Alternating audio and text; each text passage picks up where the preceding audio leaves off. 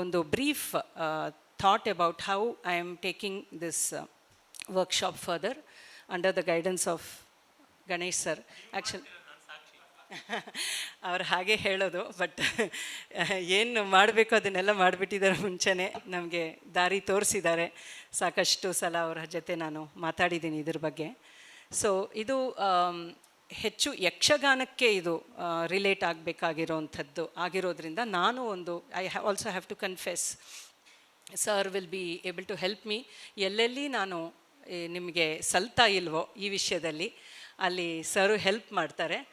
ನನಗೆ ಯಕ್ಷಗಾನದ ಇದು ಪ್ರಯೋಗದಲ್ಲಿ ಯಾವ ಇದು ಇಲ್ಲ, ಏನು ಹೇಳೋದು, ಎಕ್ಸ್ಪೀರಿಯನ್ಸ್ ಇಲ್ಲ. ಅಫ್ಕೋರ್ಸ್ ಒಂದಷ್ಟು ನೋಡಿ ಚೆನ್ನಾಗಿ ಗೊತ್ತಿದೆ, ಮತ್ತು ಯಕ್ಷಗಾನನ ತುಂಬ ಇಷ್ಟಪಡೋವಂಥ ಒಂದು ಕಲಾವಿದೆ, ಅಷ್ಟು ನನಗೆ ಸದ್ಯಕ್ಕೆ ಹೇಳ್ಕೊಳಕ್ಕಾಗತ್ತಷ್ಟೇ. ಬಟ್ ನನ್ನ ಇನ್ನೊಂದು ವಿಷಯ ಇಲ್ಲಿ ಮುಖ್ಯವಾಗಿ, ಮತ್ತು Y me here are anybody else in this place ಅಂದಾಗ, ನಾವು ಈಗ ಡಿಸ್ಕಸ್ ಮಾಡ್ತಾ ಇರೋವಂಥ ವಿಷಯ ಮಾರ್ಗದ ಲಕ್ಷಣ ಇರೋವಂಥದ್ದೇ ಎಲ್ಲದಕ್ಕೂ ಸಲ್ಲುವಂಥದ್ದು ಅಂತ.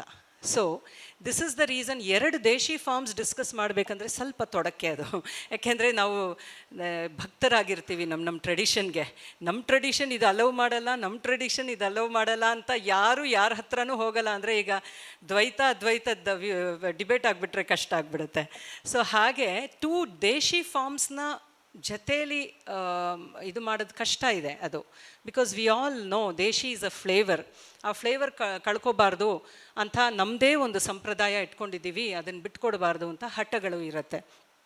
ಬಟ್ ಇದು ಮಾರ್ಗದ ಪ್ರಯೋಗ ಮತ್ತು ಪ್ರಯೋಜನ ಏನು ಅಂದರೆ, ಎಲ್ಲ ದೇಶಿಗಳಿಗೂ ಅದು ಸಂಬಂಧ ಜೋಡಿಸುತ್ತೆ. ಯಾಕೆಂದರೆ ಅದು ಎಲ್ಲವಕ್ಕೂ ಆಧಾರವಾಗಿದೆ. ಇನ್ನೊಂದು ಯಾವುದಕ್ಕೂ ಅಂಟ್ಕೊಳ್ಳಲ್ಲ. So that is the beauty of it. It can blend with anything, but it is still not going to give any, it is not affected by anything. ಅದು ತುಂಬ ಮುಖ್ಯ. ಆ ಇನ್ಸೆಕ್ಯೂರಿಟಿ ಇದ್ದುಬಿಟ್ರೆ, ಅಯ್ಯೋ ನಾನು ಇದನ್ನು ತೊಗೊಂಡ್ಬಿಟ್ಟು ಈಗ ನನ್ನ ಫಾರ್ಮ್ ಕೆಟ್ಟೋಗುತ್ತೆ ಅಂತ ಇನ್ಸೆಕ್ಯೂರಿಟಿ ಬಂದುಬಿಟ್ರೆ ಯಾರು ಯಾವುದರಿಂದನೂ ಪಡ್ಕೊಳ್ಳೋಕ್ಕೆ ಸಾಧ್ಯ ಆಗಲ್ಲ. ಬಟ್ ಮಾರ್ಗದೇಶಿ ಸಂಬಂಧ ಹೇಗೆ ಅಂದರೆ, mother and child, a mother can have an number of children, right? So it is motherhood is not in any way compromised because the number of children are more. So ಹಾಗೆ ಇಲ್ಲಿ ಯಾವ ಇದು ಪ್ರಶ್ನೆನೇ ಇಲ್ಲ, ನಮಗೆ ಯಾವ ವೈರುಧ್ಯವೂ ಇಲ್ಲ, ಮತ್ತು ಇಂಥ ಪ್ರಾಬ್ಲಮ್ಸೇ ಇಲ್ಲ. And marga has the ability to mould itself to any deshi. ಈಗ ಒಂದಷ್ಟು ಚಾರಿಗಳೆಲ್ಲ ಮಾಡ್ತಾಯಿರ್ತಾರೆ, ಸಮೋತ್ಸರಿತ ಮತ್ತಲ್ಲಿ ಈ ಥರದ ಚಾರಿಗಳು ಸ್ಥಿತಾವರ್ತ ಎಲ್ಲದರಲ್ಲೂ ಬಳಸ್ತಾರೆ, ಎಲ್ಲ ದೇಶಿಗಳಲ್ಲೂ. ವಿಸೇ ದೇಶಿ ಕ್ಲಾಸಿಕಲ್ ಇಂಡಿಯನ್ ಫಾರ್ಮ್ಸ್ ಮಾತ್ರ ಅಲ್ಲ, ಎಷ್ಟೋ ಫೋಕ್ ಫಾರ್ಮ್ಸ್ನು ನಾವು ನಮ್ಮಲ್ಲಿ ಇರೋವಂಥದ್ದು ಕ್ಲಾಸಿಫಿಕೇಷನ್ ಮಾರ್ಗ ಹಾಗೂ ದೇಶಿ. ಕ್ಲಾಸಿಕಲ್ ಫೋಕ್ ಅನ್ನೋಕ್ಕಿಂತ ನಾವು ಮಾರ್ಗ ಹಾಗೂ ದೇಶಿ. ಇನ್ನು ಲಲಿತ ಕಲೆ ಅಂತ ಕಲಿತೀವಿ. ಲಲಿತ ಕಲೆ ಯಾವುದು ಅಂದರೆ, ಯಾವ ಕಲೆಗಳಿಗೆ ರಸದ ಬಗ್ಗೆನೇ ಆದರ್ಶವಾಗಿಟ್ಕೊಂಡು ಅದೇ ಒಂದು ಗುರಿಯಾಗಿಟ್ಕೊಂಡು ನಾವು ದುಡಿತೀವೋ, ರಸವೇ ನಮಗೆ ಪ್ರಧಾನವಾಗಿ ತೋರುತ್ತೋ, ಎಲ್ಲಿ ಎಮೋಷನ್ ಅನ್ನೋ ಮೌಲ್ಯವೇ ಹೆಚ್ಚು ಕೆಲಸ ಮಾಡುತ್ತೋ ಅದು ಲಲಿತ ಕಲೆ. ಬೇರೆದೆಲ್ಲ ರಸಕ್ಕೆ ಪುಷ್ಟಿ ಇಲ್ಲದೆ ಇರೋವಂಥದ್ದು, ಆ ಕ್ಷಣಕ್ಕೆ ಅದು ತುಂಬ ಚೆನ್ನಾಗಿ ಅದ್ಭುತ ಅಂತ ತೋರೋವಂಥದ್ದು, ಹಾಗೆ ಕ್ಷೀಣವಾಗುವಂಥದ್ದು. ಫೋಕ್ ಫಾರ್ಮ್ಸ್ ಎಲ್ಲ ಅಲ್ಲಿ ಹೆಚ್ಚು ಬರುತ್ತೆ. ಯಾಕೆಂದರೆ ಅದ್ಭುತ ಅಂತ ಅನಿಸೋದು ಒಂದು 4-5 ನಿಮಿಷ, ಅದಕ್ಕಿಂತ ಹೆಚ್ಚು ಮಾಡಿದ್ರೆ ನಾವು ನೋಡಿ ಅದ್ಭುತ ಮತ್ತೆ ಆಗೋದಿಲ್ಲ. ಒಂದು ಪ್ಲವನ ಆಯಿತು, ಒಂದು ಭ್ರಮರಿ ಆಯಿತು, ವಾಹ್ ಅಂದರೆ ಅದು ಸೆಕೆಂಡ್ ಟೈಮ್ ಮಾಡೋಷ್ಟರಲ್ಲಿ ಪರವಾಗಿಲ್ವೇ, ತಿರ್ಗಾ ಮಾಡಿದ್ರು, 4 ಸಲ ಮಾಡೋಷ್ಟು ಇವು ಎಷ್ಟು ಸ್ಟ್ಯಾಮಿನಾ ಆಗಲೇ ಅವರು ಇಟ್ ಹ್ಯಾಸ್ ಬಿಕಮ್ ಪರ್ಸ್ನಲ್. ಆ ಇಂಪರ್ಸ್ನಲ್ ಇದು ಆನಂದ ಸ್ಟಾರ್ಟ್ಸ್ ಡಿಮಿನಿಷಿಂಗ್ ಬಿಕಾಸ್ ಅದಕ್ಕೆ ಶಕ್ತಿ ಇಲ್ಲ. ಎಮೋಟಿವ್ ಕಂಟೆಂಟಲ್ಲಿ ಸಸ್ಟೆನೆನ್ಸ್ ಇಲ್ಲದೆ ಇರೋದು ಯಾವುದು ರಸದ ಕಡೆ ತುಂಬ ಶ್ರದ್ಧೆ ವಹಿಸೋಕ್ಕೆ ಸಾಧ್ಯ ಇಲ್ಲ. ಅಂಥ ಕಲೆಗಳಿಗೆ ಸಸ್ಟೆನೆನ್ಸ್ ಇರಲ್ಲ ಅಷ್ಟೇ. ಸೊ ಅದು ಬಿಟ್ಟರೆ ಅದಕ್ಕೆ ನೃತ್ಯ ಪ್ರಧಾನವಾದ ದೇಶಿ ಪ್ರಕಾರಗಳು ಅಂತ ಕರಿಬೋದು. ಹಾಗೆ ನೃತ್ಯ ಪ್ರಧಾನವಾದ ದೇಶಿ ಪ್ರಕಾರಗಳು ಅಂತ ಕರಿಬೋದು, ನಾಟ್ಯ ಪ್ರಧಾನವಾದ ದೇಶಿ ಪ್ರಕಾರಗಳು ಅಂತ ಕರಿಬೋದು. ಯಕ್ಷಗಾನ ಎಲ್ಲ ನಾಟ್ಯ ಪ್ರಧಾನವಾದಂಥ ದೇಶಿ ಪ್ರಕಾರಗಳಲ್ಲಿ ಬರುತ್ತೆ. ಸೊ ಹೀಗೆ ದೇಶಿ ಪ್ರಕಾರಗಳಲ್ಲಿ ಇಷ್ಟು ವಿಧಾನ ಇದ್ದರೆ, ನಾವಿವಾಗ ತಗೊಳ್ತಾ ಇರೋದು ಹೇಗೂ ಯಕ್ಷಗಾನ ನಾಟ್ಯ ಪ್ರಧಾನವಾಗಿರುವಂಥದ್ರಿಂದ ಈ ಮಾರ್ಗದ ಒಂದು ಇದು ಏನಿದೆ ವೊಕ್ಯಾಬುಲರಿ ಖಂಡಿತ ಯಕ್ಷಗಾನಕ್ಕೆ ಸಲ್ಲತ್ತೆ. ಮತ್ತು ಯಕ್ಷಗಾನಕ್ಕೆ ಇನ್ನೊಂದಷ್ಟು ಪುಷ್ಟಿ ಕೊಡೋ ಅಂಥ ಕೆಲಸವೇ ಮಾಡುತ್ತೆ ಹೊರತು ಇನ್ಯಾವುದೇ ರೀತಿಯ ಡ್ಯಾಮೇಜು ಮಾಡೋದಿಲ್ಲ. ದೇಶಿತ್ವಾನ ಖಂಡಿತ ಹರಣ ಮಾಡೋದಿಲ್ಲ, ಇನ್ನೂ ಒಂದಷ್ಟು ಕೊಟ್ಟು ಹೋಗುತ್ತೆ ಅನ್ನೋ ಭರವಸೆ ಖಂಡಿತ ನನಗಿದೆ. ಯಾಕೆಂದರೆ ಭರತನಾಟ್ಯಂ ಇಂಥ ಒಂದು ಒಳ್ಳೆ ಕೆಲಸ ನಮ್ಮ ಮಾರ್ಗ ಮಾಡಿರೋದ್ರಿಂದ ಯಕ್ಷಗಾನಕ್ಕೂ ಅದನ್ನೇ ಮಾಡುತ್ತೆ ಅನ್ನೋ ಭರವಸೆಯಿಂದ ನಾನು ಖಂಡಿತ ಇದನ್ನು ಹೇಳಬಲ್ಲೆ. ಇವಾಗ having taken this introduction to marga and deshi also, ಈಗ ಮಾರ್ಗ ಪದ್ಧತಿನಲ್ಲಿ ಈ ಆಂಗಿಕದ ಪೆಡಗಾಜಿ ಹೇಗೆ ಬಂದಿದೆ ಅಂತ ನಾವು ಒಂದಷ್ಟು ಚಾಪ್ಟರ್ಸಲ್ಲಿ ಭರತ ಹೇಳ್ತಾ ಹೋಗ್ತಾನೆ. 4ನೇ ಚಾಪ್ಟರ್ ತಾಂಡವ ಲಕ್ಷಣ ಅಂತ. ಆ್ಯಸ್ ಐ ಟೋಲ್ಡ್ ಯು, ಸಮವಕಾರ ಪ್ರೆಸೆಂಟ್ ಮಾಡಿದಾಗ ಶಿವ ನೆನೆಸ್ಕೊಂಡು ಇದನ್ನು ನನ್ನ ಅಂಗಹಾರಗಳನ್ನ ನಾನು ಹೇಳ್ಕೊಡ್ತೀನಿ, ಇದನ್ನು ಬಳಸ್ಕೊಳ್ಳಿ. ಅಂಗಹಾರ ಏನು ಅಂದರೆ ಹಾರ ಅಂದರೆ it is a garland of the movements of the limbs. So basically the entire ಮೂಮೆಂಟ್ನ ನಾವು ಇಡೀ ದೇಹನೇ ಒಂದು ಗಾರ್ಲ್ಯಾಂಡ್ ಹಾಗೆ, ಒಂದು ಮಾಲೆಯ ಹಾಗೆ ನಾವು ಅದನ್ನು ಚಲಿಸ್ತಾ ಹೋಗ್ತೀವಿ. ಅಂದರೆ ಆ ಚಲನೆ ಹೇಗಿರುತ್ತೆ ಅಂದರೆ ಕಂಟಿನ್ಯೂಸ್. ಮಾಲೆ ಅಂದರೆ ಏನು, ಎಲ್ಲೂ ಒಂದು ಇದು ಬ್ರೇಕ್ ಇಲ್ಲದೆ ಅದು ಒಂದು ಸರಣಿನಲ್ಲಿ ಹೋಗ್ತಾ ಇರುವಂಥದ್ದು. ಸೊ ಅದು ಆ ಒಂದು ಬ್ಯೂಟಿನ ಕೊಡೋವಂಥದ್ದು, ಎಲ್ಲೂ ಆ ಬ್ರೇಕೇ ಇಲ್ಲದೆ ಒಂದು ಫ್ಲೂಯಿಡಿಟಿನಲ್ಲಿ ಹೇಗೆ ಅದು ಸರಿತಾ ಹೋಗುತ್ತೆ, ಅದನ್ನು ನಾವು ಅಂಗಹಾರ ಅಂತ. ಆ ಅಂಗಹಾರಕ್ಕೆ ಆಧಾರ ಯಾವುದು ಅಂದರೆ ಕರಣಗಳು. ಅ ಗ್ರೂಪ್ ಆಫ್ ಅಂಗಹಾರಾಸ್, ಅ ಗ್ರೂಪ್ ಆಫ್ ಕರಣಾಸ್ ಈಸ್ ಕಾಲ್ಡ್ ಎನ್ ಅಂಗಹಾರ. ಕರಣಗಳ ಮಾಲೆ ಅಂಗಹಾರ ಆಗುತ್ತೆ. ಸೊ ಕರ್ಣ ಏನು ಅಂತ ಬರುತ್ತೆ. ಕರ್ಣ ಏನು ಅಂದರೆ ಭರತ ಹೇಳ್ತಾನೆ, ಹಸ್ತಪಾದ ಸಮಾಯೋಗ ನೃತ್ಯಸ್ಯ ಕರಣಂ ಭವೇತ್. ಕಾಲು ಕೈಗಳು ಒಟ್ಟು ಕೂಡುವಂಥದ್ದು ಅಂತ. ಆ ಕಾಲು ಕೈಗಳು ಮತ್ತೆ ಹೇಗೆ ಅಂದರೆ ಮೇಲುಭಾಗ, ಅಭಿನವ್ ಗುಪ್ತಾ ಇದನ್ನು ವಿವರಣೆ ಕೊಟ್ಟಾಗ ಹೇಳ್ತಾನೆ, ಮೇಲುಭಾಗನ ನೃತ್ಯ ಹಸ್ತ ಅಂತ ಕರಿಬೋದು, ಕೆಳಗಿನ ಭಾಗನ ಚಾರಿ ಅಂತ ಕರಿಬೋದು ಅಂತ. ಸೊ ಇವಾಗಲೇ ಮೇಲಿನ ಭಾಗ ಅಂದಿದ ತಕ್ಷಣ ನಮಗೆ ಎಷ್ಟೊಂದಿದೆ, ಶಿರಸ್ಸಿದೆ, ಉರಸ್ಸಿದೆ, ಪಾರ್ಶ್ವಗಳಿದೆ, ಮತ್ತು ಬಾಹು ಇದೆ, ಅಪ್ ಟು ಕಟಿ, ಉದರ, ಕಟಿ ತನಕ ಇರೋವಂಥದ್ದು ಮೇಲ್ಭಾಗ. ಸೊ ಇದನ್ನು ಬಳಸ್ಕೊಂಡು ನೃತ್ಯ ಹಸ್ತ. ಕೆಳಗಿನ ಭಾಗ ಚಾರಿ, ಅಲ್ಲಿ ನಮಗೆ ಜಂಘ ಮತ್ತು ಊರು, ಜಾನು, ಮಂಡಿಗಳು ಮತ್ತು ಕಾಲ್ಗಳು, ಕಟಿಯಿಂದ ಕೆಳಗೆ ಭಾಗ, ಇದು ಚಾರಿಗಳು. ಇದು ಎರಡನ್ನ ಜೋಡಿಸೋವಂಥ ಕೆಲಸ ಮತ್ತು ಅದಕ್ಕೆ ಚಲನೆ ಕೊಡೋವಂಥದ್ದು, ಬೋತ್ ಸ್ಥಿತಿ ಆ್ಯಂಡ್ ಗತಿ ಒಟ್ಟಾಗಿ ಬಂದ್ರೇ ಅದು ಕರ್ಣ ಆಗೋದು. ಇದು ಎರಡು ಗತಿಗೆ ಕೆಲಸ ಮಾಡೋವಂಥದ್ದು. ನೃತ್ಯಹಸ್ತ ಮತ್ತು ಚಾರಿ ಗತಿಗೆ ಸಂಬಂಧಪಟ್ಟಿದ್ದಾದರೆ ಸ್ಥಾನಕ ಸ್ಥಿತಿಗೆ ಸಂಬಂಧಪಟ್ಟಿರೋದು. ಯಾವುದೇ ಚಲನ ಸ್ಥಿತಿನಲ್ಲೇ ಅಡಗಿರುತ್ತೆ. ಸೊ ನಾವು ಅದಕ್ಕೆ ದ ಬೆಸ್ಟ್ ಥಿಂಗ್ ಇಸ್, ಈ ಆ್ಯನಿಮೇಷನಲ್ಲಿ ನೋಡಿದಾಗ ಒಂದಷ್ಟು ಚಿತ್ರಗಳನ್ನು ಸುಮ್ಮನೆ ಹೀಗೆ ಇದು ಮಾಡಿದ್ರೆ, if we just flip it we C a movement. Animation ನೋಡ್ತೀವಿ. ಪದ್ದು ಅಕ್ಕ ಅದನ್ನೇ ಹೇಳ್ತಾರೆ, ಕರ್ಣಗಳನ್ನ ಅವ್ರು ರೀಕನ್ಸ್ಟ್ರಕ್ಟ್ ಮಾಡಬೇಕಾದ್ರೆ ಬೇರೆ ಬೇರೆ ದೇವಸ್ಥಾನಗಳಲ್ಲಿ ಒಂದೇ ಕರ್ಣದ ಡಿಫ್ರೆಂಟ್ ಫ್ರೀಸಸ್ ಏನಿತ್ತು ಅದನ್ನೆಲ್ಲ ಜೋಡಿಸಿ ಒಂದು ಮೂಮೆಂಟ್ ಆಗಿ ಅವರು ರೀಕನ್ಸ್ಟ್ರಕ್ಟ್ ಮಾಡಿದ್ರು ಅಂತ. ಸೊ ಗತಿಗೆ ಸ್ಥಾನ, ಈ ಸ್ಥಾನ ಅನ್ನೋದು ತುಂಬ ಮುಖ್ಯ for all art forms, because ಈ ಸ್ಥಾನ is the basis for gati. So ಸ್ಥಾನಗಳು, ಚಾರಿಗಳು, ನೃತ್ಯಹಸ್ತ ಜೋಡಿಸಿ ಕರ್ಣ ಅಂತ. ಎಲ್ಲಿ ಒಂದು ಸುಂದರವಾದ ಇದು ಏನು ಅಂದರೆ, ಇದು ಜಸ್ಟ್ ನಾಟ್ ಫಾರ್ ಮಾರ್ಗ ಕರಣಾಸ್, this is for any dance ಪ್ರಕಾರ. ಯಾಕೆ ಅಂದರೆ ನಮ್ಮಲ್ಲಿ ಇರೋವಂಥದ್ದೇ ಇಷ್ಟು, ಕೈ ಇದೆ, ಕಾಲಿದೆ, ಸೊಂಟ ಇದೆ. ಸೊ ಇದು ಈ ಅನಾಟಮಿ ಇಷ್ಟೇ ಇರೋದ್ರಿಂದ ಅದು ನಾವು ಯಕ್ಷಗಾನ ಆಗಿರಲಿ, ಇದು ಕೂಚುಪುಡಿ ಆಗಿರಲಿ, ಭರತನಾಟ್ಯ ಆಗಿರಲಿ, ಯಾವುದೇ ಪದ್ಧತಿ ಆಗಿರಲಿ ಇಷ್ಟೇ ಇರೋದು. ಮೂಮೆಂಟ್ ಅಂದಿದ ತಕ್ಷಣ ಮೇಲ್ಭಾಗ, ಕೆಳಗೆ ಭಾಗ ಮತ್ತು ಸ್ಥಾನದಲ್ಲಿ ಅದನ್ನು ಗಟ್ಟಿ ಮಾಡೋವಂಥದ್ದು. ಅಂದರೆ ಸ್ಥಿತಿ ಎಷ್ಟು ಗಟ್ಟಿ ಕನ್ವಿಕ್ಷನ್ನು ಒಂದು ವಿಷನಿಂದ ಇರುತ್ತೋ ಗತಿ ಅಷ್ಟು ಸುಲಭವಾಗಿ ಸಂಚಾರ ಆಗತ್ತೆ ಅಂತ. ನಾವು ಮೋಸ್ಟ್ ಆಫ್ ದ ಟೈಮ್ಸ್ ಗತಿಗೆ ತುಂಬ ಇಂಪಾರ್ಟೆನ್ಸ್ ಕೊಡ್ತೀವಿ. The realization should be in ಸ್ಥಿತಿ. The wandering, what you say, the ವಿಹಾರ ಇಸ್ ಗತಿ. ಗತಿನಲ್ಲಿ ವಿಹಾರಿಸಬೇಕು, ಬಟ್ ಸ್ಥಿತಿನಲ್ಲಿ ನಾವು ವಿಶ್ರಮಿಸಬೇಕು. ಸೊ ಈ ರೀತಿ ಅದು ನಾವು ಸಾಧನೆ ಮಾಡ್ಕೋಬೇಕಾಗಿರೋಂಥ ಅವಶ್ಯಕತೆ ಇದೆ. ಇವಾಗ ಈ ಕರಣಗಳನ್ನ ಹೇಗೆಲ್ಲ ಮಾಡಬಹುದು ಅನ್ನೋ ಫರ್ದರ್ ಬ್ರೇಕ್ ಮಾಡ್ತಾನೆ ಈ ಚಾರಿಗಳು, ನೃತ್ಯಹಸ್ತಗಳು, ಸ್ಥಾನಗಳು. ಈ ಚಾರಿಗಳು ಮತ್ತು ಭೂಚಾರಿಗಳು, ಆಕಾಶಚಾರಿಗಳು ಅಂತ ಇವೆ. ಭೂಚಾರಿಗಳು ಹೆಚ್ಚು ಕಡಿಮೆ both the legs are most of the time on the floor ಅಂತ. ಆಕಾಶಚಾರಿ at least one of the legs most of the time are in the air. ಇದು ನಮ್ಗೆ ಬೇಕಾಗಂದರೆ ಎರಡು ಕಾಲುಗಳು ಭೂಮಿ ಮೇಲೇ ಹೆಚ್ಚು ಕಾಲ ಇರುತ್ತೆ ಒಂದು ಚಾರಿ ಸಮಯದಲ್ಲಿ ಅಂದರೆ ಅದು ಭೂಚಾರಿ. ಒಂದು ಕಾಲು at least is in the air ನಾವು ಮಾಡೋವಂಥ ಕ್ರಮದಲ್ಲಿ, ಅದು ಆಕಾಶಚಾರಿ ಅಂತ ಹೇಳ್ತಾನೆ. ಇದು 16 ಅಂತ ನಂಬರ್ ಕೊಟ್ಟಿದ್ದಾನೆ. ಸ್ಥಾನಕಗಳು: ಪುರುಷ ಸ್ಥಾನಕ, ಸ್ತ್ರೀ ಸ್ಥಾನಕ. ಪುರುಷ ಸ್ಥಾನಕ 6. ಬಟ್ ಆ್ಯಕ್ಚುಲಿ ಹೇಳಬೇಕಂದ್ರೆ ಸ್ತ್ರೀ ಸ್ಥಾನಕಕ್ಕಿಂತ ಪುರುಷ ಸ್ಥಾನಕವೇ ತುಂಬ ಪ್ರಯೋಜನಕ್ಕೆ ಬರುವಂಥದ್ದು, ಈವನ್ ಫಾರ್ ವಿಮೆನ್. ಅದರದ್ದು ಪ್ರಯೋಗ ತುಂಬ ಹೆಚ್ಚು ಅವಕಾಶ ಇದೆ ಅಂತ. ಇದನ್ನೆಲ್ಲ ನಾವು ಕ್ರಮಕ್ರಮವಾಗಿ ಮಾಡ್ತಾ ಹೋಗ್ತೀವಿ. ಮತ್ತು ನಾಳೆ ಇದು 2 ಸೆಷನ್ಸಲ್ಲಿ ಅಂದ್ಕೊಂಡಿರೋವಂಥದ್ದು, ಸರ್ ಜೊತೆ ನಾನು ಮಾತಾಡಿದಾಗ ಹೇಳ್ತಿದ್ರು, ಹೆಚ್ಚು ಯಕ್ಷಗಾನದಲ್ಲಿ ಶೃಂಗಾರಕ್ಕೆ, ವೀರಕ್ಕೆ ಹೆಚ್ಚು ಕಡಿಮೆ ಇದು ಎಲ್ಲ ಕ್ಲಾಸಿಕಲ್ ಆರ್ಟ್ಗೂ ಇದೇ ಆಗತ್ತೆ. ಬಟ್ ಪ್ರಸಂಗಗಳನ್ನ ತೊಗೊಂಡು ನೋಡಿದಾಗ ಹೆಚ್ಚು ಶೃಂಗಾರ, ವೀರ, ಹಾಸ್ಯ ಹಾಗೂ ರೌದ್ರ ಸ್ವಲ್ಪ ಮಟ್ಟಕ್ಕೆ, ಮತ್ತು ಅದ್ಭುತ, ಈ ಪ್ರಸಂಗಗಳು ಹೆಚ್ಚು ಬರುತ್ತವೆ ಅಂತ ಯಕ್ಷಗಾನದಲ್ಲಿ.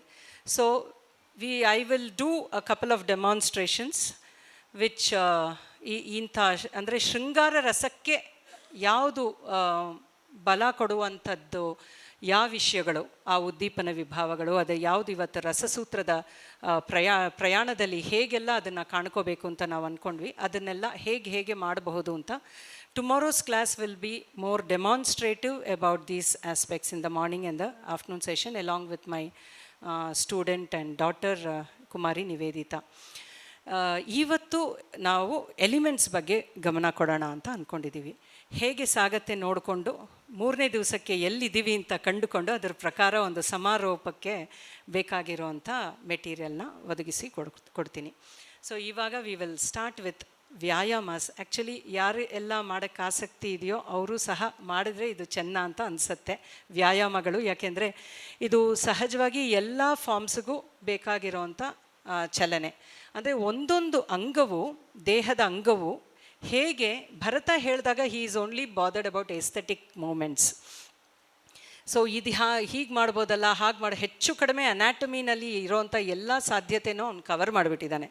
ಅಕಸ್ಮಾತ್ ನಮಗೇನಾದರೂ ಅನಿಸಿದ್ರೆ ಕೂಡ ಎಲ್ಲೋ ಒಂದು ಕಡೆ ಅದು ನಾಟ್ಯಕ್ಕೆ ಸಲ್ಲದೆ ಇರಬಹುದು ಅನ್ನೋ ಕಾರಣಕ್ಕೋಸ್ಕರ ಅವನು ಬಿಟ್ಟಿರಬಹುದು ಅಂತ ಎಷ್ಟೋ ಬಾರಿ ನನಗೆ ಅನಿಸಿದೆ. ಯಾಕೆಂದರೆ ಮೂಮೆಂಟ್ ಸುಮ್ಮನೆ ಮಾಡೋದು ಅಂದರೆ ಯಾರು ಬೇಕಾದರೂ ಮಾಡ್ತಾರೆ. ಇವಾಗ ನಾನು ಹೇಳ್ತಾ ಇರ್ತೀನಿ, ಯೋಗ ಮಾಡಿದಾಗ ಯಾರೂ ಪ್ರೇಕ್ಷಕರಿರಲ್ಲ. ನಾವು ಶೀರ್ಷಾಸನ ಇರಬಹುದು ಅಥವಾ ವೃಕ್ಷಾಸನ ಇರಬಹುದು, ನಮ್ಮ ಸಿದ್ಧಿಗೋಸ್ಕರ ಮಾಡ್ಕೋತೀವಿ ಹೊರತು ಯಾರೂ ನೋಡ್ಕೊಂಡು ಅಲ್ಲಿ ಚಪ್ಪಾಳೆ ತಟ್ಟಬೇಕಾಗಿರೋವಂಥ ಇದು ಬರಲ್ಲ, ಅವಾಗ ನೆಸೆಸಿಟಿನೇ ಬರಲ್ಲ. ಬಟ್ ಇದು ಪರ್ಫಾರ್ಮಿಂಗ್ ಆರ್ಟ್ ಆಗಿರೋದ್ರಿಂದ ರಸಿಕರಿಗೆ ನಮಗೆ ಒಂದು we have to have a connect. So ನಾವು ಮಾಡೋದು ಎಷ್ಟು ಮುಖ್ಯನೋ ಅದಕ್ಕಿಂತ ಹೆಚ್ಚು ಮುಖ್ಯ ರಸಿಕರಿಗೆ ಹೋಗಿ ತಲುಪೋದು ಅಂತ.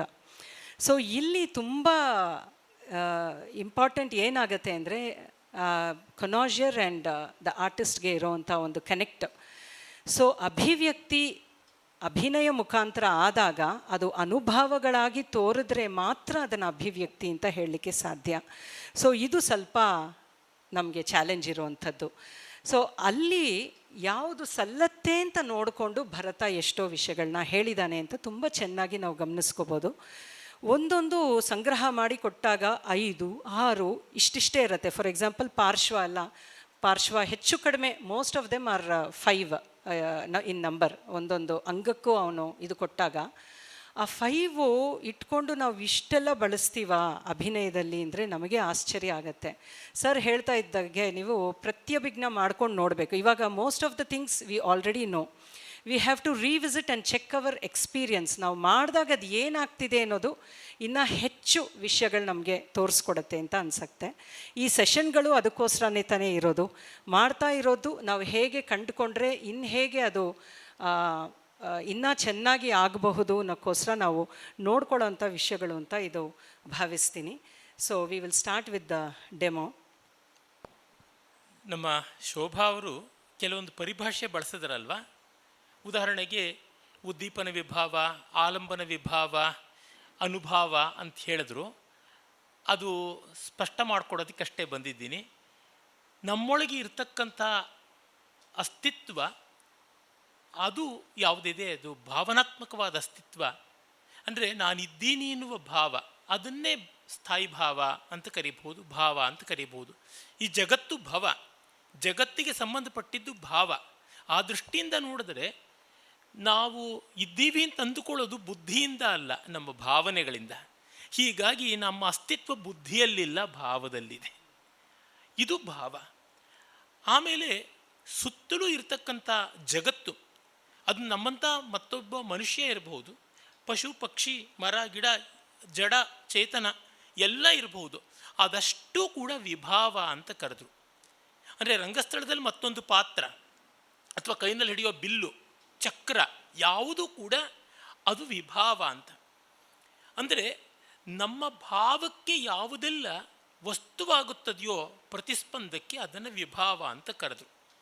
ಮನುಷ್ಯರಾಗಿದ್ದಲ್ಲಿ ಅವ್ರದ್ದಾದ ಒಂದು ಪ್ರತಿಕ್ರಿಯೆ ಬರುತ್ತೆ, ಜಡವಾಗಿದ್ದರೆ ಅದರದಾದ ಪ್ರತಿಕ್ರಿಯೆ ಇರೋದಿಲ್ಲ.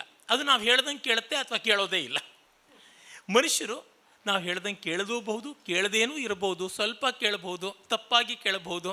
ಹಾಗಾಗಿ ಇಲ್ಲಿ ಆ ಮೂಲಕ ಎರಡೂ ಸೇರಿಕೊಂಡು, ಅಂದರೆ ಸ್ಥಾಯಿ ಭಾವಕ್ಕೂ ವಿಭಾವಕ್ಕೂ ಸಂಘರ್ಷ, ಸಮನ್ವಯ, ಸಂಯೋಗ ಇವೆಲ್ಲ ಆಗ್ತಾ ಇರ್ತವೆ.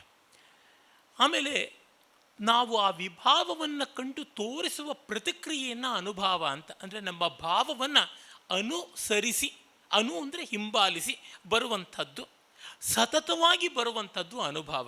ಒಮ್ಮೆ ಬಂದು ಹೊರಟೋಗಲ್ಲ, ಮತ್ತೆ ಬರ್ತಾ ಇರುತ್ತೆ. ಮತ್ತೆ ಬರಬೇಕು ಅಂದರೆ ಅದು ಮತ್ತೊಬ್ಬ ಮನುಷ್ಯನೇ ಆಗಿರಬೇಕು. ಈಗ ಈ ಗುಲಾಬಿ ಹೂವು ಇಲ್ಲಿದೆ ಅಂದರೆ ಒಂದು ಸತಿ ನೋಡ್ತೀನಿ, ಚೆನ್ನಾಗಿದೆ ಅಂತೀನಿ, ಕಣ್ಣರಳಿದೆ, ಮುಖ ಅರಳಿದೆ, ನಕ್ಕಿದೆ, ಅಲ್ಲಿಗಿಡ್ತೀನಿ, ತಿರ್ಗಾ ನೋಡೋದಿಲ್ಲ. ನಿಮ್ಮನ್ನು ನಾನು ಮತ್ತೆ ನೋಡ್ತಾ ಇರ್ತೀನಿ, ನೀವು ತೂಕಡಿಸ್ತಾ ಇದ್ದೀರಾ, ಆಕಳಿಸ್ತಾ ಇದ್ದೀರಾ, ಮುಂದೆ ಕುತ್ತಿಗೆ ಚಾಚಿಕೊಂಡು ನೋಡ್ತಾ ಇದ್ದೀರಾ. ಹೀಗೆ ಪ್ರತಿ ಕ್ಷಣವೂ ನಿಮ್ಮ ಅನುಭವವನ್ನು ನಾನು ಗಮನಿಸಿಕೊಂಡು ನನ್ನ ಭಾವಗಳನ್ನು ರಿಪೇರಿ ಮಾಡಿಕೊಂಡು ಬೋರ್ ಮಾಡಬಾರ್ದು, ಬೇಸರ ಮಾಡಬಾರ್ದು, ಹೆಚ್ಚಾಯಿತು ಅಥವಾ ಕಡಿಮೆ ಮಾಡಿತು, ಇಲ್ಲಿ ಇನ್ನು ಸ್ವಲ್ಪ ವಿನೋದ ಮಾಡೋಣ, ಹೀಗೆ ನಾನು ನನ್ನ ಅನುಭವ, ನನ್ನ ಪ್ರತಿಕ್ರಿಯೆ ಕೊಡೋದು ಬೇರೆ ಬೇರೆ ಆಗ್ತಾ ಹೋಗ್ತಾ ಇರುತ್ತೆ. ಇದನ್ನು ಸಜೀವವಾದ ಒಂದು ಸಂವಾದ ಅಂತೀವಿ, ಲೈವ್ ಇಂಟ್ರ್ಯಾಕ್ಷನ್ ಹೀಗೆ ಆಗ್ತಾ ಬರ್ತದೆ. ಅಂದರೆ ನನ್ನ ಅನುಭವ ಬರಬೇಕು, ಅದು ಕೈಕಾಲಿಂದ ಬರಬೇಕು, ಮುಖದಿಂದ ಬರಬೇಕು, ಕಣ್ಣಿಂದ ಬರಬೇಕು, ಮಾತಿಂದ ಬರಬೇಕು, ಅಂದರೆ ಆಂಗಿಕ ವಾಚಿಕ. ಈ ಅಷ್ಟು ಕೂಡ ನನ್ನ ಭಾವ, ಸತ್ವ, ನನ್ನ ಅಸ್ತಿತ್ವದಿಂದ ಬರ್ತಾ ಇದೆ. ಅಂದರೆ ಸತ್ವದಿಂದಲೇ ಇವೆಲ್ಲ ಬರ್ತಾ ಇದೆ ಅಂತ ಗೊತ್ತಾಗುತ್ತೆ, ಅದು ಅನುಭಾವ. ಹೀಗೆ ಸ್ಥಾಯಿ ಭಾವ ಇದೆ, ವಿಭಾವ ಇದೆ, ಅನುಭಾವ ಇದೆ. ಈ ವಿಭಾವ ಮತ್ತು ಅನುಭಾವಗಳು ನಮಗೆ ಕಾಣಿಸುತ್ತವೆ, ಸ್ಥಾಯಿ ಭಾವ ಕಾಣಿಸೋಲ್ಲ. ನಮ್ಮ ಒಳಗೆ ಏನಿದೆ ಅಂತ ಯಾರಿಗೂ ಗೊತ್ತಿಲ್ಲ, ಅಂದರೆ ಪ್ರತಿಯೊಬ್ಬರಿಗೂ ಗೊತ್ತಿದೆ ಒಳಗೇನೋ ಇದೆ ಅಂತ. ಹೀಗಾಗಿ ನಮ್ಮ ಒಳಗೆ ಇರುವುದನ್ನು ಮತ್ತೊಬ್ಬನೂ ಕೂಡ ಕಂಡುಕೊಂಡಾಗ ಅದು ರಸ ಆಗುತ್ತೆ. ನಮ್ಮೊಳಗೆ ಇದ್ದಾಗ ಯಾವುದಕ್ಕೆ ಬೆಲೆಯೇ ಇಲ್ಲವೋ ಅದು ಮತ್ತೊಬ್ಬನಲ್ಲಿ ಬಂದಾಗ ಬೆಲೆ. ನಮ್ಮ ಹತ್ರ ಒಂದು ಸಂಪತ್ತಿ ಇದೆ, ಆ ಸಂಪತ್ತಿ ಮತ್ತೊಬ್ಬರಿಗೆ ಬಂದಾಗ ನಿನಗೆ ಎಷ್ಟು ದುಡ್ಡಿದ್ರೆ ಏನಯ್ಯ, ನನ್ನ ಕೈಗೆ ಬಂದರೆ, ನಿನ್ನ ಹತ್ರ ಎಷ್ಟು ಮನೆ ಇದ್ದರೆ ಏನಯ್ಯ, ನನಗೆ ಅದರೊಳಗೆ ಒಂದು ದಿವಸ ನಾನು ಪ್ರವೇಶಕ್ಕೆ ಅವಕಾಶ ಕೊಟ್ಟಿದ್ಯಾ, ನೀನೆಷ್ಟು ಪಂಚಭಕ್ಷ ತಿಂದ್ರೇನು, ನನಗೊಂದು ತುತ್ತು ಅನ್ನ ಕೊಡಲಿಲ್ಲ. ಹೀಗೆ ನಾವು ನಮ್ಮ ಭಾವವನ್ನು ಹಂಚಿಕೊಳ್ಳೋಕೆ ಸಾಧ್ಯ ಇರೋದು ಅದು ರಸವಾದಾಗ ಮಾತ್ರ. ಹೀಗಾಗಿ ಈ ಅನುಭಾವ, ವಿಭಾವ ಇವೆರಡೂ ಸೇರಿಕೊಂಡು ಒಳಗಡೆ ಪ್ರತಿ ಕ್ಷಣಕ್ಕೂ ನಾನು ಏನು ಮಾಡಬೇಕು ಅಂತ ವ್ಯತ್ಯಾಸ ಮಾಡ್ಕೋತೀವಲ್ಲ, ಅದನ್ನು ವ್ಯಭಿಚಾರಿ ಭಾವ ಅಂದರು. ಓಡಾಡ್ತಾ ಇರುತ್ತೆ, ಸ್ಥಾಯಿ ಭಾವದಿಂದಲೇ ಬರ್ತಕ್ಕಂಥದ್ದು. ಈ ವಿಭಾವ, ಅನುಭಾವ, ವ್ಯಭಿಚಾರಿ ಭಾವಗಳು ಆ ಮೂರೂ ಸೇರಿಕೊಂಡಾಗ ರಸ ಆಯಿತು ಅಂತಂದರು. ಈ ಪರಿಭಾಷೆಯನ್ನು ಗಮನದಲ್ಲಿ ಇಟ್ಕೊಳ್ಬೇಕು. ಇಷ್ಟು ವಿಸ್ತರಿಸಿ ಹೇಳೋಕ್ಕಾಗೋಲ್ಲ ಅನ್ನೋದ್ರಿಂದ ಚಿಕ್ಕ ಚಿಕ್ಕ ಶಬ್ದಗಳಾಗಿ ಮಾಡಿದ್ದಾರೆ, ಪ್ರತಿಯೊಂದು ಚೆನ್ನಾಗಿದೆ. ವಸ್ತುಸ್ಥಿತಿ ನೋಡಿದ್ರೆ ವಿಭಾವ ಅನ್ನೋದು ಕಾರಣ, ಅನುಭಾವ ಅನ್ನೋದು ಕಾರ್ಯ, ಕಾಸ್ ಎಫೆಕ್ಟ್ ಅಂದರು. ಲೋಕದಲ್ಲಿ ಕಾರ್ಯಕಾರಣ ಭಾವದಿಂದಲೇ ಎಲ್ಲ ನಡೆಯೋದು. ಒಬ್ಬನ ಕೆನ್ನೆಗೆ ಹೊಡೆದ, ಅದಕ್ಕೆ ಅವನು ಚಪ್ಪಲಿ ತೊಗೊಂಡು ಇನ್ನೊಂದು ಕೆನ್ನೆಗೆ ಹೊಡೆದ. ಕೆನ್ನೆಗೆ ಹೊಡೆದದ್ದು ಕಾರಣ, ಚಪ್ಪಲಿಲಿ ಹೊಡೆದಿದ್ದು ಕಾರ್ಯ. ಈ ಲೋಕದ ವ್ಯವಹಾರಕ್ಕೆ ಕಾರಣ ಕಾರ್ಯ ಭಾವ ಅಂದರು. ಕಲೆ ವ್ಯವಹಾರಕ್ಕೆ ವಿಭಾವ ಅನುಭಾವ ಅಂತಂದರು. ವಸ್ತುತಃ ಕಲಾ ಸಂಯೋಜನೆ, ರಂಗ ಸಂಯೋಜನೆ, ಕೊರಿಯೋಗ್ರಫಿ ಅಂತಾರಲ್ಲ, ನೃತ್ಯ ಸಂಯೋಜನೆ ಅಂದರೆ ಈ ವಿಭಾವ ಅನುಭಾವಗಳ ಸರಣಿಯನ್ನು ಮಾಡುವಂಥದ್ದೇ ಆಗಿದೆ. ಈಗ ನೋಡಿ, ಹೊಡ್ಕೊಂಡಿದ್ದು ಬಡ್ಕೊಂಡಿದ್ದು ರಂಗಸ್ಥಳದ ಮೇಲೆ ಮಾಡಿದ್ರೆ ಅದು ಅಭಿನಯ ಆಗಿಬಿಡುತ್ತೆ.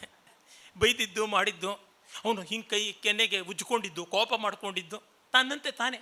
ಹೀಗಾಗಿ ಇದು ಅತ್ಯಂತ ವೈಜ್ಞಾನಿಕವಾದ ವಿವರಣೆ ಆಗಿದೆ, ಅದನ್ನು ಗಮನದಲ್ಲಿ ಇಟ್ಕೊಂಡ್ರೆ ಆಯಿತು.